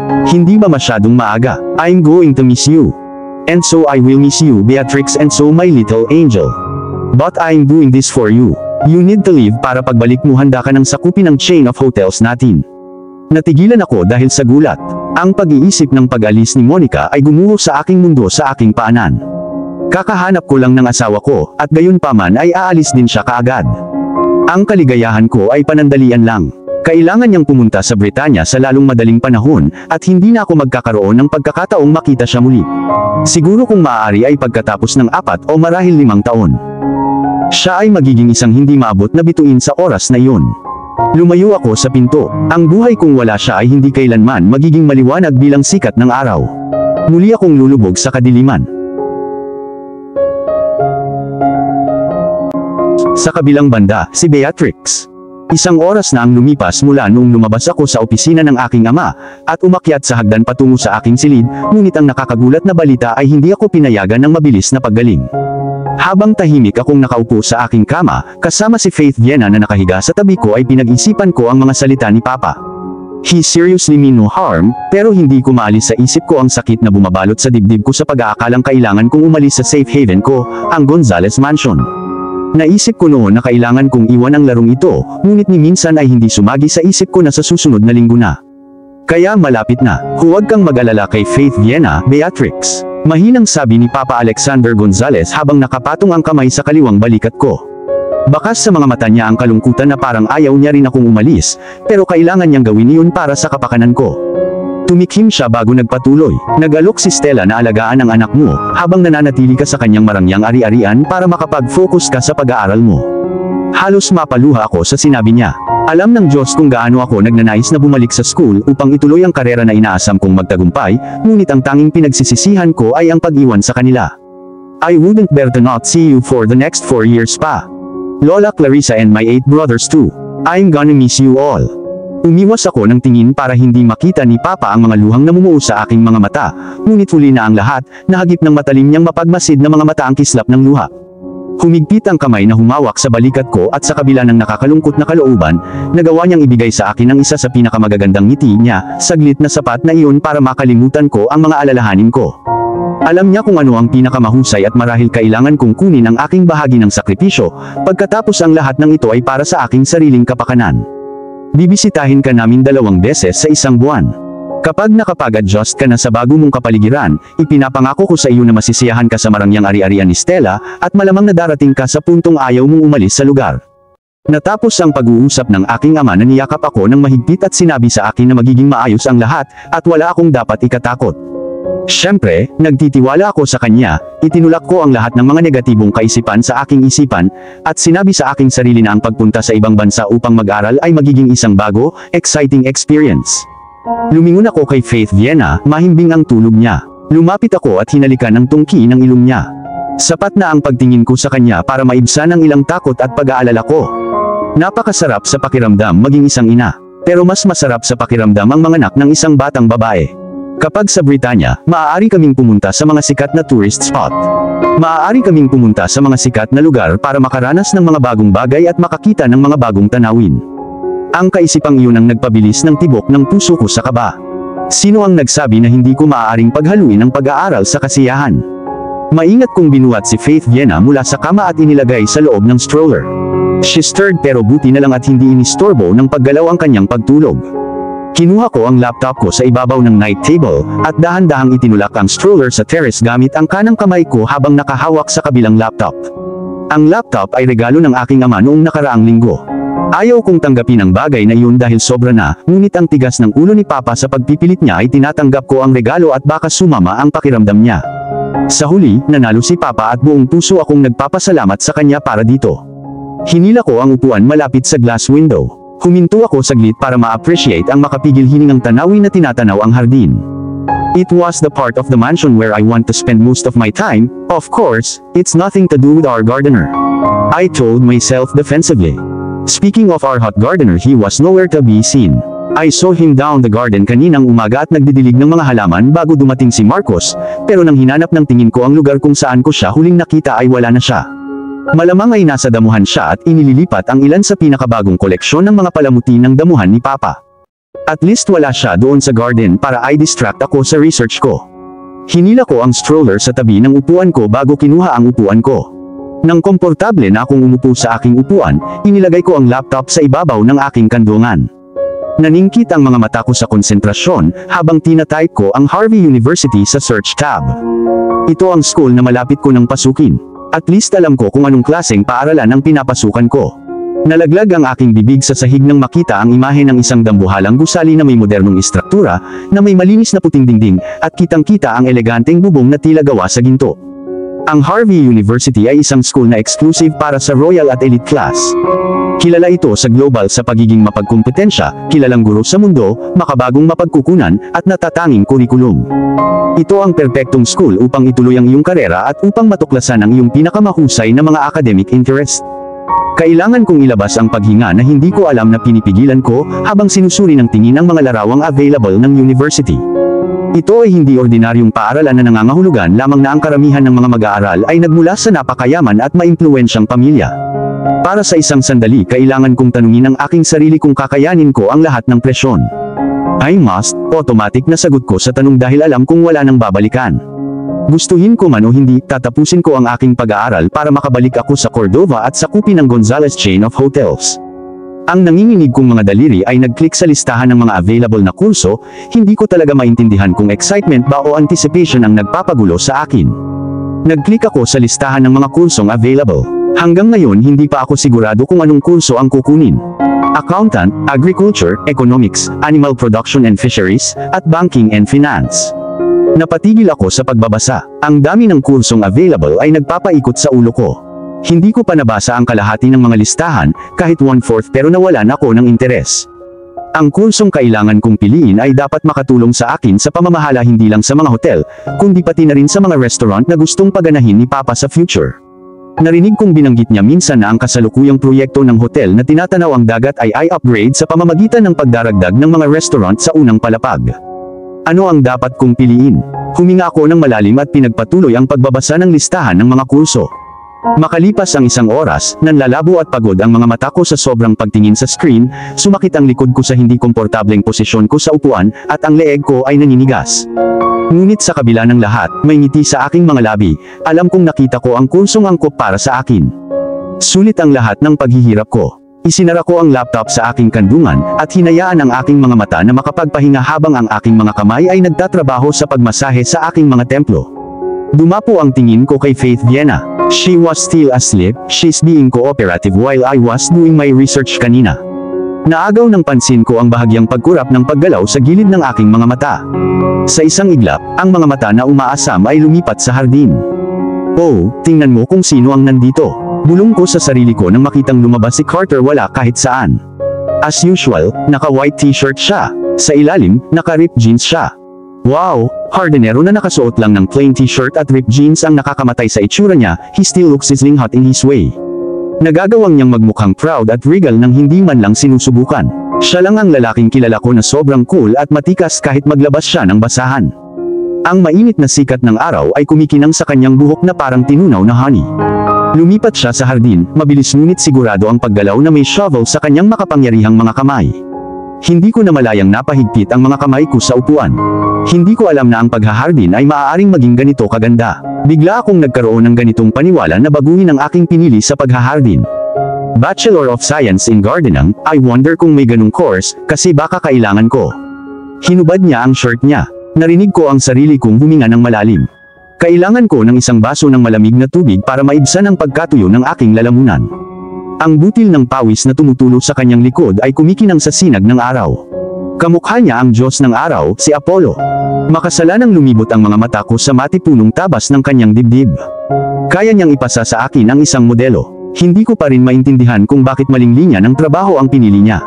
Siguradong desperado na siyang makahanap ng trabaho. Lumipat ang ulo niya sa direksyon ko. Naabutan niya akong naglalaway sa katawan niya. Nagpasalamat ako sa distansya sa pagitan namin ay itinago nito ang nakakahiyang pamumula sa aking pisngi. Napagtanto ko habang tinitingnan ko siya, I will miss him too, pagkatapos kong umalis next week.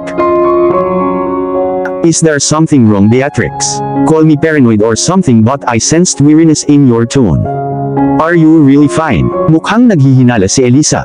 Inilayo ko ang phone sa tenga ko para maiwasan ang mataas niyang boses na tumago sa eardrum ko. Ang kanyang intuition ay hindi tumitigil to amaze me. Kahit anong itago ko sa matalik kong kaibigan ay lagi niyang malalaman at gagawa siya ng paraan para maipit sa akin ang katotohanan. Sa pagkakataong ito, iniisip ko kung paano niya ito naramdaman sa ibang bansa. Kumbinsido ako na si Elisa ay may malakas na instinct. Isang pagsabog ng sakal na tawa ang lumabas sa aking mga labi, maging ang aking pagtawa ay parang pilit. Naisip ko na nanginginig dahil sa nabigong pagtatangka kung kumilos ng napakahusay. How I must convince her that I'm doing fine, when I wasn't even convinced with myself. I'm doing fine, Liz. You needn't worry. Ang aking boses ay tumaas sa isang nakakumbinsi na kagalakan at ako ay tahimik. I wished it worked. Hindi idiniin ng kaibigan ko ang bagay na iyon at nakahinga ako ng maluwag. Sa palagay ko ay nanalo lang ako sa maliit na laban na ito. Kung nandito si Elisa, hindi uubra ang acting ko. Isang tingin lang sa mata ko, malalaman na niya agad na parabang nababasa niya ang emosyon ko sa pamamagitan ng pagtingin sa mga mata ko na hindi perpekto ang mga bagay na tila. Ilang araw na ang lumipas mula nang ipahayag ng aking ama ang kanyang mga plano na ipadala ako sa Britanya para makapag-aral ako sa Harvey University to help me polish my career. Medyo tuwang-tuwa ako sa una, pero habang iniisip ko ito ng ilang araw, nawala ang excitement. Kahit papaano ay napalitan ito ng nakakatakot na pangamba at pagdududa. Minsan na akong nabuli dahil pinanganak akong iba. May iba't ibang kulay ang mata ko. Kahit papaano sapat na yun para matakot ako. Malaki ang posibilidad na ako ay maging isa pang target ng pambubuli ng ilang mga rich elite na umaarte na parang kayang bilhin ng kanilang pamilya ang lahat. Harvey University is my dream school, Bea. My classmates were kind. The professors are very good, though some still rattle my nerves, still, they are wonderful. I enjoyed every single minute I spent here in school. I'm sure may mga pagdududa ka sa una. Iyan ang eksaktong naramdaman ko sa unang pagkakataon na pumunta ako dito, bulalas ni Elisa na hinihingal. Nai-imagine ko ang kanyang mga mata na kumikinang sa pagkahumaling, ang mga mapupulang labi ay bumuko sa pagkamangha, at ang pulso ay nanginginig sa walang pigil na excitement habang siya ay nagpabalik-balik. Salamat, Liz, malaki ang naitulong niyan sa akin. Sana, magkaroon din ako ng magandang adjustment gaya ng sa iyo. Why not? You have Faith Vienna with you. I'm sure makaka-adapt ka ng maayos sa Britanya. You will not only enjoy the scene, you will also enjoy the men as well. Pardon me, don't be ridiculous, Bea. Dumadagsa ang mga good-looking men dito sa Harvey University. Mga bilyonaryo, mga future CEO. Mga businessmen, artist, model, architect, at engineer. Makikita mo itong lahat dito. Hinding-hindi ka magsasawa. You just mentioned all the reasons why I should leave. Napabuntong hininga ako. Ipinaliwanag lang ni Elisa kung gaano ka-complicated ang university. Sa kagandahan mo, I'm sure as there wouldn't be any trouble at attracting a hot babe, Bea. Namilog ang mga mata ko sa langit. I've no plan to attract one, Liz, malungkot kong sagot pagkatapos umalis sa kaginhawahan ng Victorian sofa at pabalik-balik sa gitna ng bakanteng terrace. Katahimikan ang bumalot sa silid, tanging ang mahinang tunog ng aking mga paa na pabalik-balik ang nakatulong sa pagpapagaan ng nakakaligalig na katahimikan. Iba talaga kapag wala si Papa at ang mga kapatid ko sa bahay. Nakasanayan ko nang marinig ang kanilang mga boses sa lahat ng dako. Ito ay nagbibigay sa akin ng pakiramdam ng kaginhawahan at isang pakiramdam ng seguridad. Kapag umalis ako sa mansion ay mamimiss ko ang presensya nila araw-araw. Ang pag-iisip lang ay sapat na para mapahina ang loob ko. Hindi ko alam kung ano pa ang i-react ko kapag nag-iisa na ako. Forgot your boyfriend or ex-husband, Beatrix, if you have one. You deserve another man. For the second time that minute, I roll my eyes heavenward. Ito ay magiging isang mahabang pag-uusap, sabi ko sa sarili ko. Don't worry, Liz. I already forgot his existence. In fact, I'm trying my best to recall him. Sagot ko pagkatapos huminga ng malalim. You really don't get my point, Bea. If a man existed in your life should have found you already. I assume that if he did not want you in his life. Perhaps after discovering that you're pregnant iniwan ka niya. Nanlamig ang mga paa ko, huminto ako sa paglalakad pabalik at umupo sa mahabang Victorian sofa. Napakalaki ng mahabang sofa kaya mas nakaramdam ako ng kahungkagan. How I wished Faith Viena was here, pero wala na siya kasama si Lola Clarissa. Malamang nasa garden sila para mamasyal. I guess hindi niya gagawin sa akin yun pagtatalo ko. Biglang may parte sa akin na naniniwala na kung sino man ang lalaki ay hindi ako kayang iwan. Tama ka, Bea. It would be your intuition telling you. Bumaha ang kaginhawahan nang sa wakas ay pumayag si Liz. Marahil ay namatay na siya bago niya matuklasan na buntis ka sa kanyang anak. Dagdag niya. Dear Lord, mahinang bulong ko na nagtataka kung paano naging grimly ang pag-uusap namin. I will call you again Liz, maybe tomorrow. I need to some packing. Sure, Bea, some other time. Please do stop overthinking. Mas stress ka lang. Just like you're stressing me out. Gusto kong idagdag pero itinago ko sa sarili ko. Ingat ka Liz, sa halip ay sabi ko. Ikaw din Bea, see you soon, ibinaba niya ang tawag. Lumipat ako sa sofa at kinuha ang pwesto kung saan ako nakaupo kanina. Sumandal ang likod ko sa malambot na unan sa likod ko. Masyadong marami ang dapat kong gawin pero konting oras lang. Hindi ko alam kung ano ang una kong gagawin. Ngunit hindi pa rin ako nakakakuha ng lakas upang simulan ang isa sa kanila. Unti-unting bumabalik ang mga alaala ko, ngunit hindi ko pa rin maintindihan ang mga maikling flashback na lumilitaw sa aking isipan, at minsan sa panaginip ko. Nanatili silang misteryo tulad ng isang piraso ng isang palaisipan na kailangang pagsamasamahin at bumuo ng isang perpektong imahe. Paulit-ulit sa isip ko ang sinabi ni Elisa. May punto siya kanina nang sabihin niya sa akin ang posibilidad na may boyfriend or husband, if he even existed, posibleng patay na. How tragic! Napaisip ako habang nakapikit. Iniisip ang isang misteryosong magkasintahan na inilibing ng 6 na talampakan sa ilalim ng lupa. Malamang hinihintay niya akong dumalaw sa puntod niya. Kung multo siya, iniisip ko kung kasama ko siya ngayon. A penny for your thought. Ang kanyang boses ay malambot at sexy, halos musika sa aking pandinig. I wonder if I had only imagined it. Pinilit kong imulat ang mata ko. Isang pares ng magandang asol na mga mata ang matamang nakatingin sa akin. Bumilis ang tibok ng puso ko. Nagtataka pa rin ako kung paano niya nagagawa ang malakas na epekto nito sa aking mga ugat. Dumapo ang mga mata ko sa mapanuksong labi niya, nakakurbo ito ng nakakaasar ng ngiti. Nawala na ang lalamunan ko, inayos ko ang aking gulugod, at tumingin sa direksyon niya. Gaano ka nakatagal nakatayo dyan? Nag-init ang pisngi ko sa ideyang pinagmamasdan niya ako nang hindi ko alam. Sapat na ang haba upang masaksihan ang hindi pangkaraniwang ekspresyon sa iyong mukha. Sagot niya, lumipat sa sulok ng kwarto at ibinaba ang isang potted plant sa sahig, pandagdag sa koleksyon ni Papa ng mga rare plants. Sinundan ng mga mata ko ang mga galaw niya, at the same time wondering how he managed to look so sexy without trying. Palagi niya akong pinapaalala sa isang tao. Sigurado akong nakita ko na siya dati. Hindi ba sa telebisyon o magazine? Nakalimutan ko, hindi ako magaling mag-recall ng mga detalye. Lumipat siya ngayon sa direksyon ko, naiinip akong naghintay sa kanya. Napahinto siya ng isang hakbang na lang ang layo niya sa sofa. Hindi umaalis ang mga mata niya sa akin habang ang mga daliri niya ay kumikislap sa likod niya na parang may hinahanap. Bago ko pa matanong kung ano ang ginagawa niya ay may hawak na siyang stem ng pristine white roses sa harapan ko. Bumilis ang pulso ko at nakita kong kinukuha ko ang bulaklak gamit ang nanginginig na mga daliri. Paborito ko ang mga puting rosas. Hindi ako makapaniwala na nahulaan niya kung ano ang gusto ko sa mga bulaklak. Para sa akin ba ito? Tanong ko na nanlaki ang mga mata at umaasa. Napakabait niya para bigyan ako ng regalo. No, para kay Faith Viena. Sumagot siya ng walang filter. Nawala ang pag-asa ko. Bumagsak ang mga balikat ko. So much for hoping na pinili niya ito para sa akin. You had much. Binigyan ka ng bouquet ng manliligaw mo kaninang umaga. Walang ibang salita siyang naglakad patungo sa pinto. Ang mga mata kong curious ay nakasunod sa kanyang likuran, hanggang sa buksan niya ang pinto at muling isinara.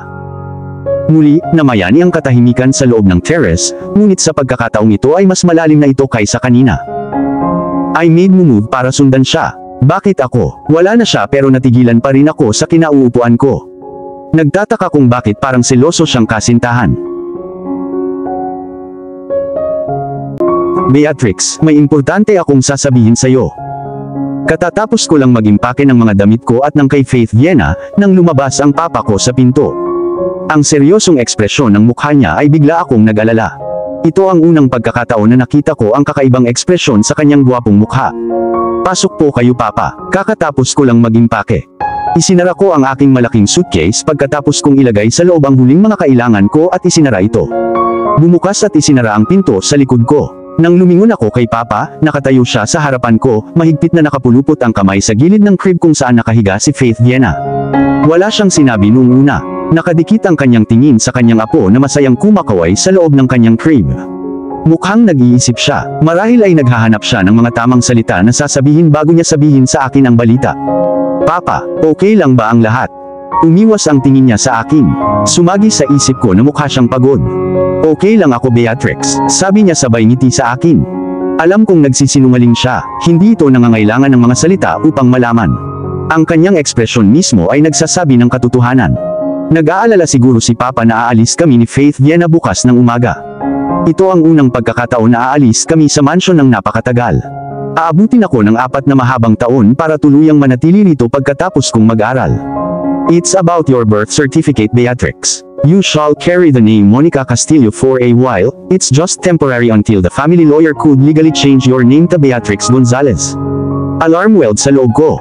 Tumalon ako mula sa kama para ipantay ang tingin ni Papa sa akin.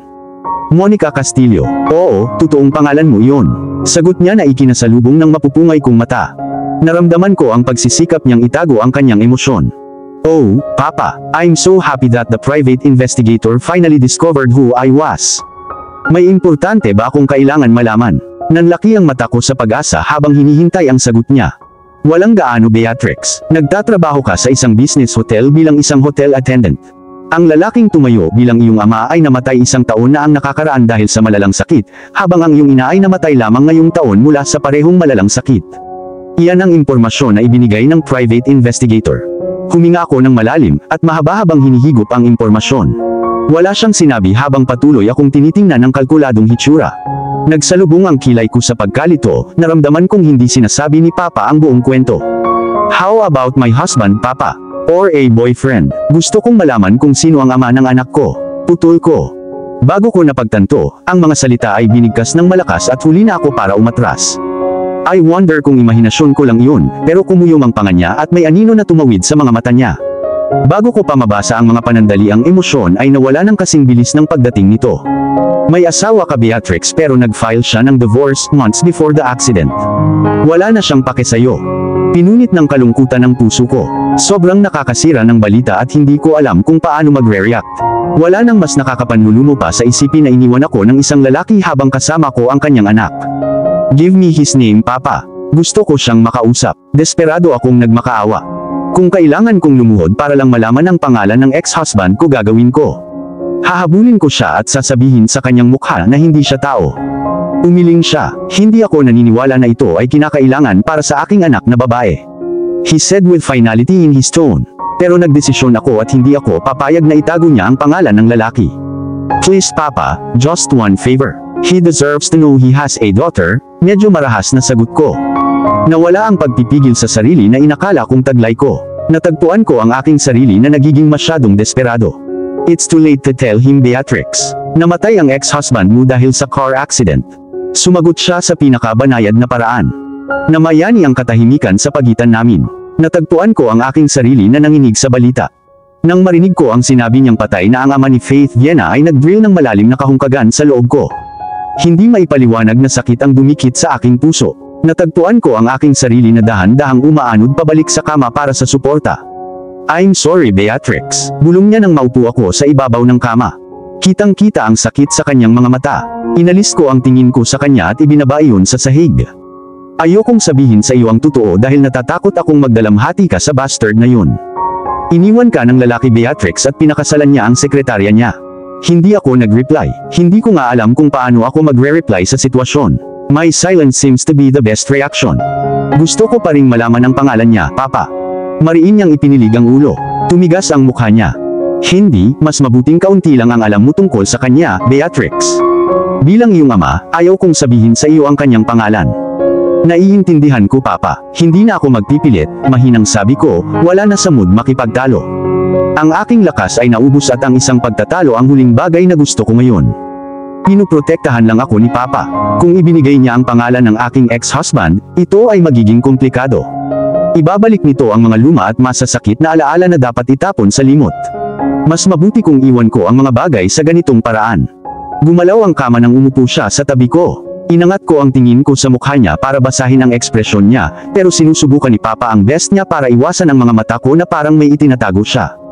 Don't be ridiculous, Beatrix. Hindi niya itatago ang kahit ano mula sa iyo dahil siya ang iyong ama, sabi ng isang logical part ng utak ko at naniniwala ako. Don't stress yourself trying to force to remember your ex-husband. May malaking dahilan kung bakit mo siya kinalimutan. For the first time, my father didn't reach out to me. Dapat alam niya na wala siyang magagawa para gumaan ang pakiramdam ko. Pero kahit sa gitna ng kanyang pananahimik, ramdam ko ang pakikiramay niya. There's one more thing, Beatrix. You shall keep your identity a secret inside Harvey University until the family lawyer settles the issue. Napuno pa rin ng pagkalito ang utak ko, kaya tumango na lang ako. Ibinuka ni Papa ang kanyang bibig para magsalita, ngunit muling isinara ang mga ito na parang nagbago ang isip. Narinig ko siyang bumuntong hininga. I'm taking much of your time, Beatrix. Tapusin mo ang pag-impake, hihintayin ka namin sa hall. Walang ibang salita, naglakad siya patungo sa pinto, inabot ang doorknob, at hinila ito pabukas. Ilang sandali pa siyang nawala, pero nanatili ang tingin ko sa pinto na para bang ibibigay nito ang sagot na hinahanap ko. Kinuha ko si Faith Viena mula sa crib at ipinulupot sa aking mga braso. Nung ginawa ko, tumulo ang luha sa gilid ng mata ko. Nilunok ko ang bukol sa lalamunan ko at pinagpatuloy ang tingin ko sa kanya. Isang pares ng katangi-tanging asul na mga mata ang patuloy na nakatingin sa akin na may pagtataka.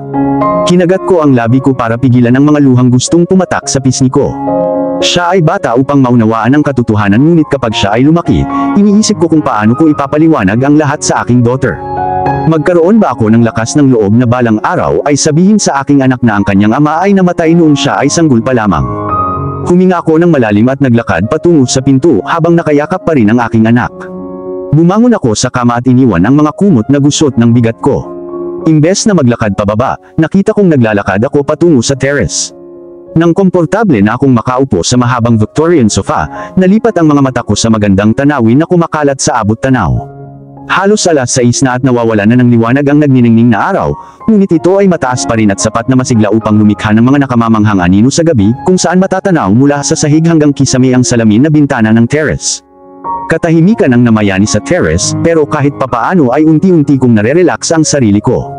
Ang mga tanong na hindi ko mahanapan ng kasagutan ay patuloy na umiikot sa paligid ko, ngunit hindi ito gaanong naabala sa akin gaya ng ginawa ko kanina. Mayroong higit pang mahalagang bagay kaysa sa aking nakaraan. Pinaalalahanan ko ang aking sarili na pinag-iisipan kung ano ang mangyayari sa akin sa ibang bansa. Bukas ay aalis ako kasama ang aking daughter at walang babalikan. Sa ibaba ng hardin, isang malambot na kurap ng paggalaw ang nakakuha ng atensyon ko. Nang naningkit ang mga mata ko sa konsentrasyon ay napagtanto kong si Carter pala ang nakaupo sa ibabaw ng bench. Lumakas ang pintig ng puso ko. Mukha siyang malungkot, hindi ko na kailangan pang tumabi sa kanya para tukuyin ang nararamdaman niya, parang malungkot ang paligid niya ngayong gabi. May nangyari ngayong gabi, parang nanghina ang loob niya. May isang bagay tungkol kay Carter na hindi ko maipaliwanag. Isa siyang palaisipan, isang palaisipan na dapat lutasin. Sa tuwing titingin siya sa akin, iisa lang ang pumapasok sa isip ko, ang daughter ko. Ang itim na kotse ay mapayapang gumulong sa ilalim ng mainit na kalangitan sa umaga sa gitna ng highway. Maya-maya lang ay narating na namin ang aming destinasyon, ang airport, na 1 oras na biyahe lang ang layo mula sa Gonzales Mansion. Lumubog ako ng mas malalim sa upuan sa harapan, kumapit sa magagamit kong init na maaari kong gawin upang aliwin ang aking sarili mula sa hindi ko malamang kapalaran. Ang pag-iisip ng pag-alis ay sapat na upang kumalma ang aking mga nerbiyos at ako ay nalilikot sa aking upuan, kinakain ako ng pagkabalisa at takot sa loob. Hanggang ngayon, hindi ako makapaniwalang aalis na ako ng Cordova. Alam ng Diyos kung gaano katagal bago ako matagumpay na makabalik, marahil ay aabutin ako ng 1 taon o 2 para makabalik dito. Niyakap ko si Faith Viena palapit sa dibdib ko, at pinilit kong manatili ang atensyon sa mga dumadaang berdeng tanawin sa labas ng bintana. Makakatulong ito sa akin. Ilihis ang aking atensyon mula sa pagyuko sa huling minuto at magmaneho pabalik sa bahay. Ayokong biguin ang aking ama, ang aking lola, at ang aking 8 kapatid na lalaki.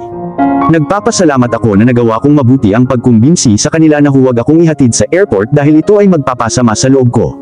Dahil dito, si Carter ang nagsilbing driver ko upang ihatid ako sa aking destinasyon. Pagtingin ko sa kanya ngayon, parang nagkamali ako ng desisyon. Nakaupo sa driver's seat ang demigod na nag-aalaga sa pinakamamahal na hardin ni Lola Clarissa. As usual, he wore his regular uniform, a plain white t-shirt that made him look quite regal and a pair of ripped jeans na hindi ako magsasawang tingnan lalo na't mukha siyang fashion model sa loob nito. Malungkot ang ekspresyon ng kanyang gwapong mukha. Napaisip ako kung may namatay. Ang kanyang makapal na kilay ay tila sumanib sa isang tuwid na linya habang siya ay nagmamaneho sa konsentrasyon. Ang kanyang naninigas na malakas na panga ay mahigpit na nakatikom, at mahigpit niyang hinawakan ang manibela upang hadlangan ang pagdaloy ng dugo mula sa kanyang mga daliri. Ang kanyang kakaibang reaksyon ay nagbigay sa akin ng impresyon ng isang lalaki na kakalaban lang at natalo sa digmaan. Nang sandaling pumasok siya sa sasakyan, wala siyang binigkas na salita na biglang nagpaisip sa akin kung obligado ba siyang ihatid ako sa airport ng labag sa kanyang kalooban. Ngunit kung tutol siya sa ideya, hindi niya ito sinabi ng malakas at wala akong posisyon na tanungin siya. Nagkibit balikat ako at pinunit ang atensyon ko sa nakakadistract niyang gwapong features. Sa kabila ng kadiliman na bumabalot sa kanyang mukha ay nagawa niyang magpakitang kaakit-akit sa akin. Hindi ang pisikal na anyo niya ang nagpaakit sa akin, may mas malalim at mas malakas kaysa pisikal na atraksyon. Love siguro. Kinilig ako sa isiping yun at mabilis na nawala sa isip ko ang ideyang yun. Ang love ay isang labis na pahayag, ngunit maaari kong isaalang-alang ito ng isang malapit na paglalarawan. Malapit na akong umalis sa bansang ito. Whatever, kakaibang lambing ang nararamdaman ko sa kanya, maglalaho ito pagdating ng panahon mula sa kanyang pagkawala. Pero kahit na sinabi ko sa sarili ko na kakalimutan ko siya, hindi pa rin ako kumbinsido na gagawin ko. Ang naramdaman ko sa kanya ay hindi panandalian. Malinaw na walang taong nabubuhay ang nagparamdam sa akin ng napakataas at walang halaga ng droga. Ang mga oras ay tila mas maikli kaysa karaniwan. Napakaraming nais na bumagal ang oras. Mas maaga kaming nakarating sa airport kaysa sa inaasahan. Huminto ang sasakyan at bumaba siya ng kotse para pagbuksan ako ng pinto. Dahan-dahan akong bumaba habang nakayakap pa rin si Faith Viena. Binuksan ni Carter ang passenger seat at iniangat ang stroller palabas. Salamat, bulong ko at ibinaba ang aking anak sa stroller. Iniuunat ko ang aking mga brasong na mamanhid nang maglabas siya ng isang malaking suitcase. Pinagsasama-sama nito ang aking mga damit at pati kay Faith Viena. Pinipilit ni Papa na magdadala ako ng kaunting damit para hindi ako mahirapan sa paglalakbay. Sabi niya na maaari kong palawakin ang aking wardrobe kapag nanirahan ako sa Britanya. Hindi ako makasang-ayon sa ideya lalo na may kasama akong anak. Priority ko ang kaligtasan ni Faith Viena. Bukod sa malaking suitcase, may dala din akong maliit na backpack sa akin na naglalaman ng gatas at mga pangangailangan ng baby. Papasok na kami sa airport para sumakay sa flight ko nang marinig ko ang announcement sa pagsasalita. Attention passengers on Royal Air Flight 232 to Britanya. That was my flight. Bulong ko na may halong gulat, nalipat ang tingin ko sa malaking flight monitor, habang si Carter naman ay nakasunod sa likod ko. Bitbit ang backpack ko sa likod ng kaliwang balikat niya, at hinila ang malaking suitcase ko sa bakanteng kamay niya. Napakunot ang aking kilay sa pagkalito nang makita kong na-reschedule ang flight ko. Ito ay announcement para sa mga pasahero sa Flight 232 papuntang Britanya. Na-delay ang flight dahil sa mechanical issues. Ang aking flight ay delayed ng isa pang 4 na oras. Hindi sinasadyang nahuli ko ang mata ni Carter. Sa panandaliang sandali, dumaan ang emosyon sa mga mata niya. I wonder kung relief ba ang nakita ko, ngunit bago ko pa maisip kung ano yun ay mabilis itong naglahon na iniisip ko kung mayroon pa nga ba ito. May malapit lang na mall, walking distance lang ang layo dito. I suggest na mamasyal muna tayo bago tayo magsawa sa paghihintay. Iyon ang unang pagkakataong nagsalita si Carter. Seryoso siyang nakatingin sa akin, at ako naman ay namula sa sarili. Iniisip ko kung may dumi ba sa mukha ko. Ang aking mga mata ay lumibot sa mataong airport, at isaalang-alang na ito ay isang napakatalino na ideya. Mas marami akong oras para makasama siya. Halos mapangiti ako sa isiping yun. Sigurado akong hinding-hindi ako magsasawa sa kanya bilang kasama ko. Yung suitcase ko, dalhin natin. Nalipat ang mata ko sa suitcase sa kanang kamay niya. Magiging pabigat ang mamasyal sa loob ng mall na may mabigat na bagahe. Iiwan ko ang malaking suitcase mo sa baggage counter, madam. Nag-alok siya at dapat kong aminin na ito ay isang matalinong ideya. Pinanood ko siyang maglakad papunta sa counter. Lumingon ang mga ulo niya habang tinatahak ang daan. Karamihan sa mga nanonood ay mga babae na nagtatapon sa kanya ng mausisa at humahangang sulyap. Mukhang hindi niya napapansin ang mga mukhang ninanakaw niya. Napangiti ako sa sarili ko habang pinagmamasdan ang eksenang may saya. Maaaring magsuot si Carter ng kahit ano, kahit basahan, ngunit maaari pa ring magmukhang mag-ara. Hinaplos ng malamig na hangin ang kanyang buhok habang papalabas kami. Tahimik kaming naglakad, habang ginagawa namin iyon, parang nawala ang crowd at kaming dalawa lang ang nandoon. Kaya kong patuloy na tumingin sa kanya at hindi makaramdam ng pagod. Tulungan na kita madam, aniya, at bago pa ako makatutol, marahan niyang hinila ang stroller para gawin ang gawain. Ang hindi sinasadyang dumampi ang malalaking kamay niya sa akin, at napapikit ako bilang tugon habang sinusunog ang balat ko sa simpleng kilos. Paano kakaiba, ang simpleng pagpindot ay sapat na upang magpadala ng panginginig sa aking gulugod. Nang mapagtantong hinahabol ko pa ang aking hininga, hinayaan ko ito ay pumunta bago ako mamatay sa inis. Pumasok na kami sa mall. Napuno ng hangin ng musika mula sa speaker. Tila nag-uunahan ang mga tao sa paligid namin habang papasok kami na hindi mapaniniwalaan o kapanipaniwalang mabagal na bilis, ngunit tila hindi niya ito pinansin. Namuo ang lambing sa loob ko habang pinagmamasdan siyang itinulak papasok ang stroller sa harap. Sinong makakapansin na hindi siya ang ama ng bata sa loob ng stroller? Siya ay lumitaw na masayang-masaya na para bang nag-e-enjoy sa moment na tulad ng ginawa ko. Hinahayaan kong pumalit ang ilusyon ko. Sa maikling panahon, magpapanggap akong asawa ko siya at ama ng anak ko. Ngunit pagkatapos ay hindi ko na kailangang magpanggap, dahil talagang nararamdaman ko sa loob ko na isang tunay na pamilya. Dumadaan kami sa ilang dress boutique, hair salon, jewelry store, food stall, at iba't ibang tindahan na nagbebenta ng kanilang pinakamahusay na mga produkto, ngunit halos hindi namin napapansin ang anumang mga produkto na ipinapakita. Kami ay nababalot sa aming sariling mga iniisip at sinasadyang pagmamasid sa isa't isa. Parang tama ang lahat kaya nakalimutan kong may kulang sa buhay ko. Sa unang pagkakataon, lubos akong nasisiyahan sa paraang hindi ko pa nararanasan noon. Nang naabutan namin ang aming sarili sa gutom, natagpuan namin ang aming sarili na pumasok sa isang pizza parlor. Umorder si Carter ng Hawaiian pizza at 2 pineapple juice habang hinihintay ko siya sa table namin. Ilang sandali lang ay bumalik na siya dala-dala ang mga order namin. Tahimik kaming nagsalo ng pagkain, walang nagtangkang magsalita, pareho kaming kontento sa sitwasyon. Nang umiyak si Faith Viena, dali-dali siyang pumili sa kanya sa loob ng stroller at inakbayan siya. Tumigil siya sa pagiyak at kontentong tinitigan siya gamit ang inosenteng mga mata nito. Nagpatuloy siya sa pagkain habang hawak siya. Tinutulungan lang ako ni Carter, I reminded myself while crushing any assumptions. Muli kaming naglakad-lakad sa mall, at naghintay hanggang sa oras na para bumalik sa airport. Nung oras na para umalis ay muntik nang bumagsak ang mga luha ko, pero kinagat ko ang labi ko para itago. Goodbye Beatrix, ingat ka, sabi niya for the first time na tinawag ako sa first name ko. Ang alaala ng ngiti niya ang tanging nasa isip ko habang papalayo. Alam kong matatagalan ako para makabawi sa nararamdaman ko para sa kanya. I must definitely admit it, I realize na in love ako kay Carter, ang aming hardinero. At dito na po, nagtatapos ang part 30 ng ating kwento. Sabay-sabay po nating abangan ang susunod na kabanata. Maraming salamat po. God bless and stay safe.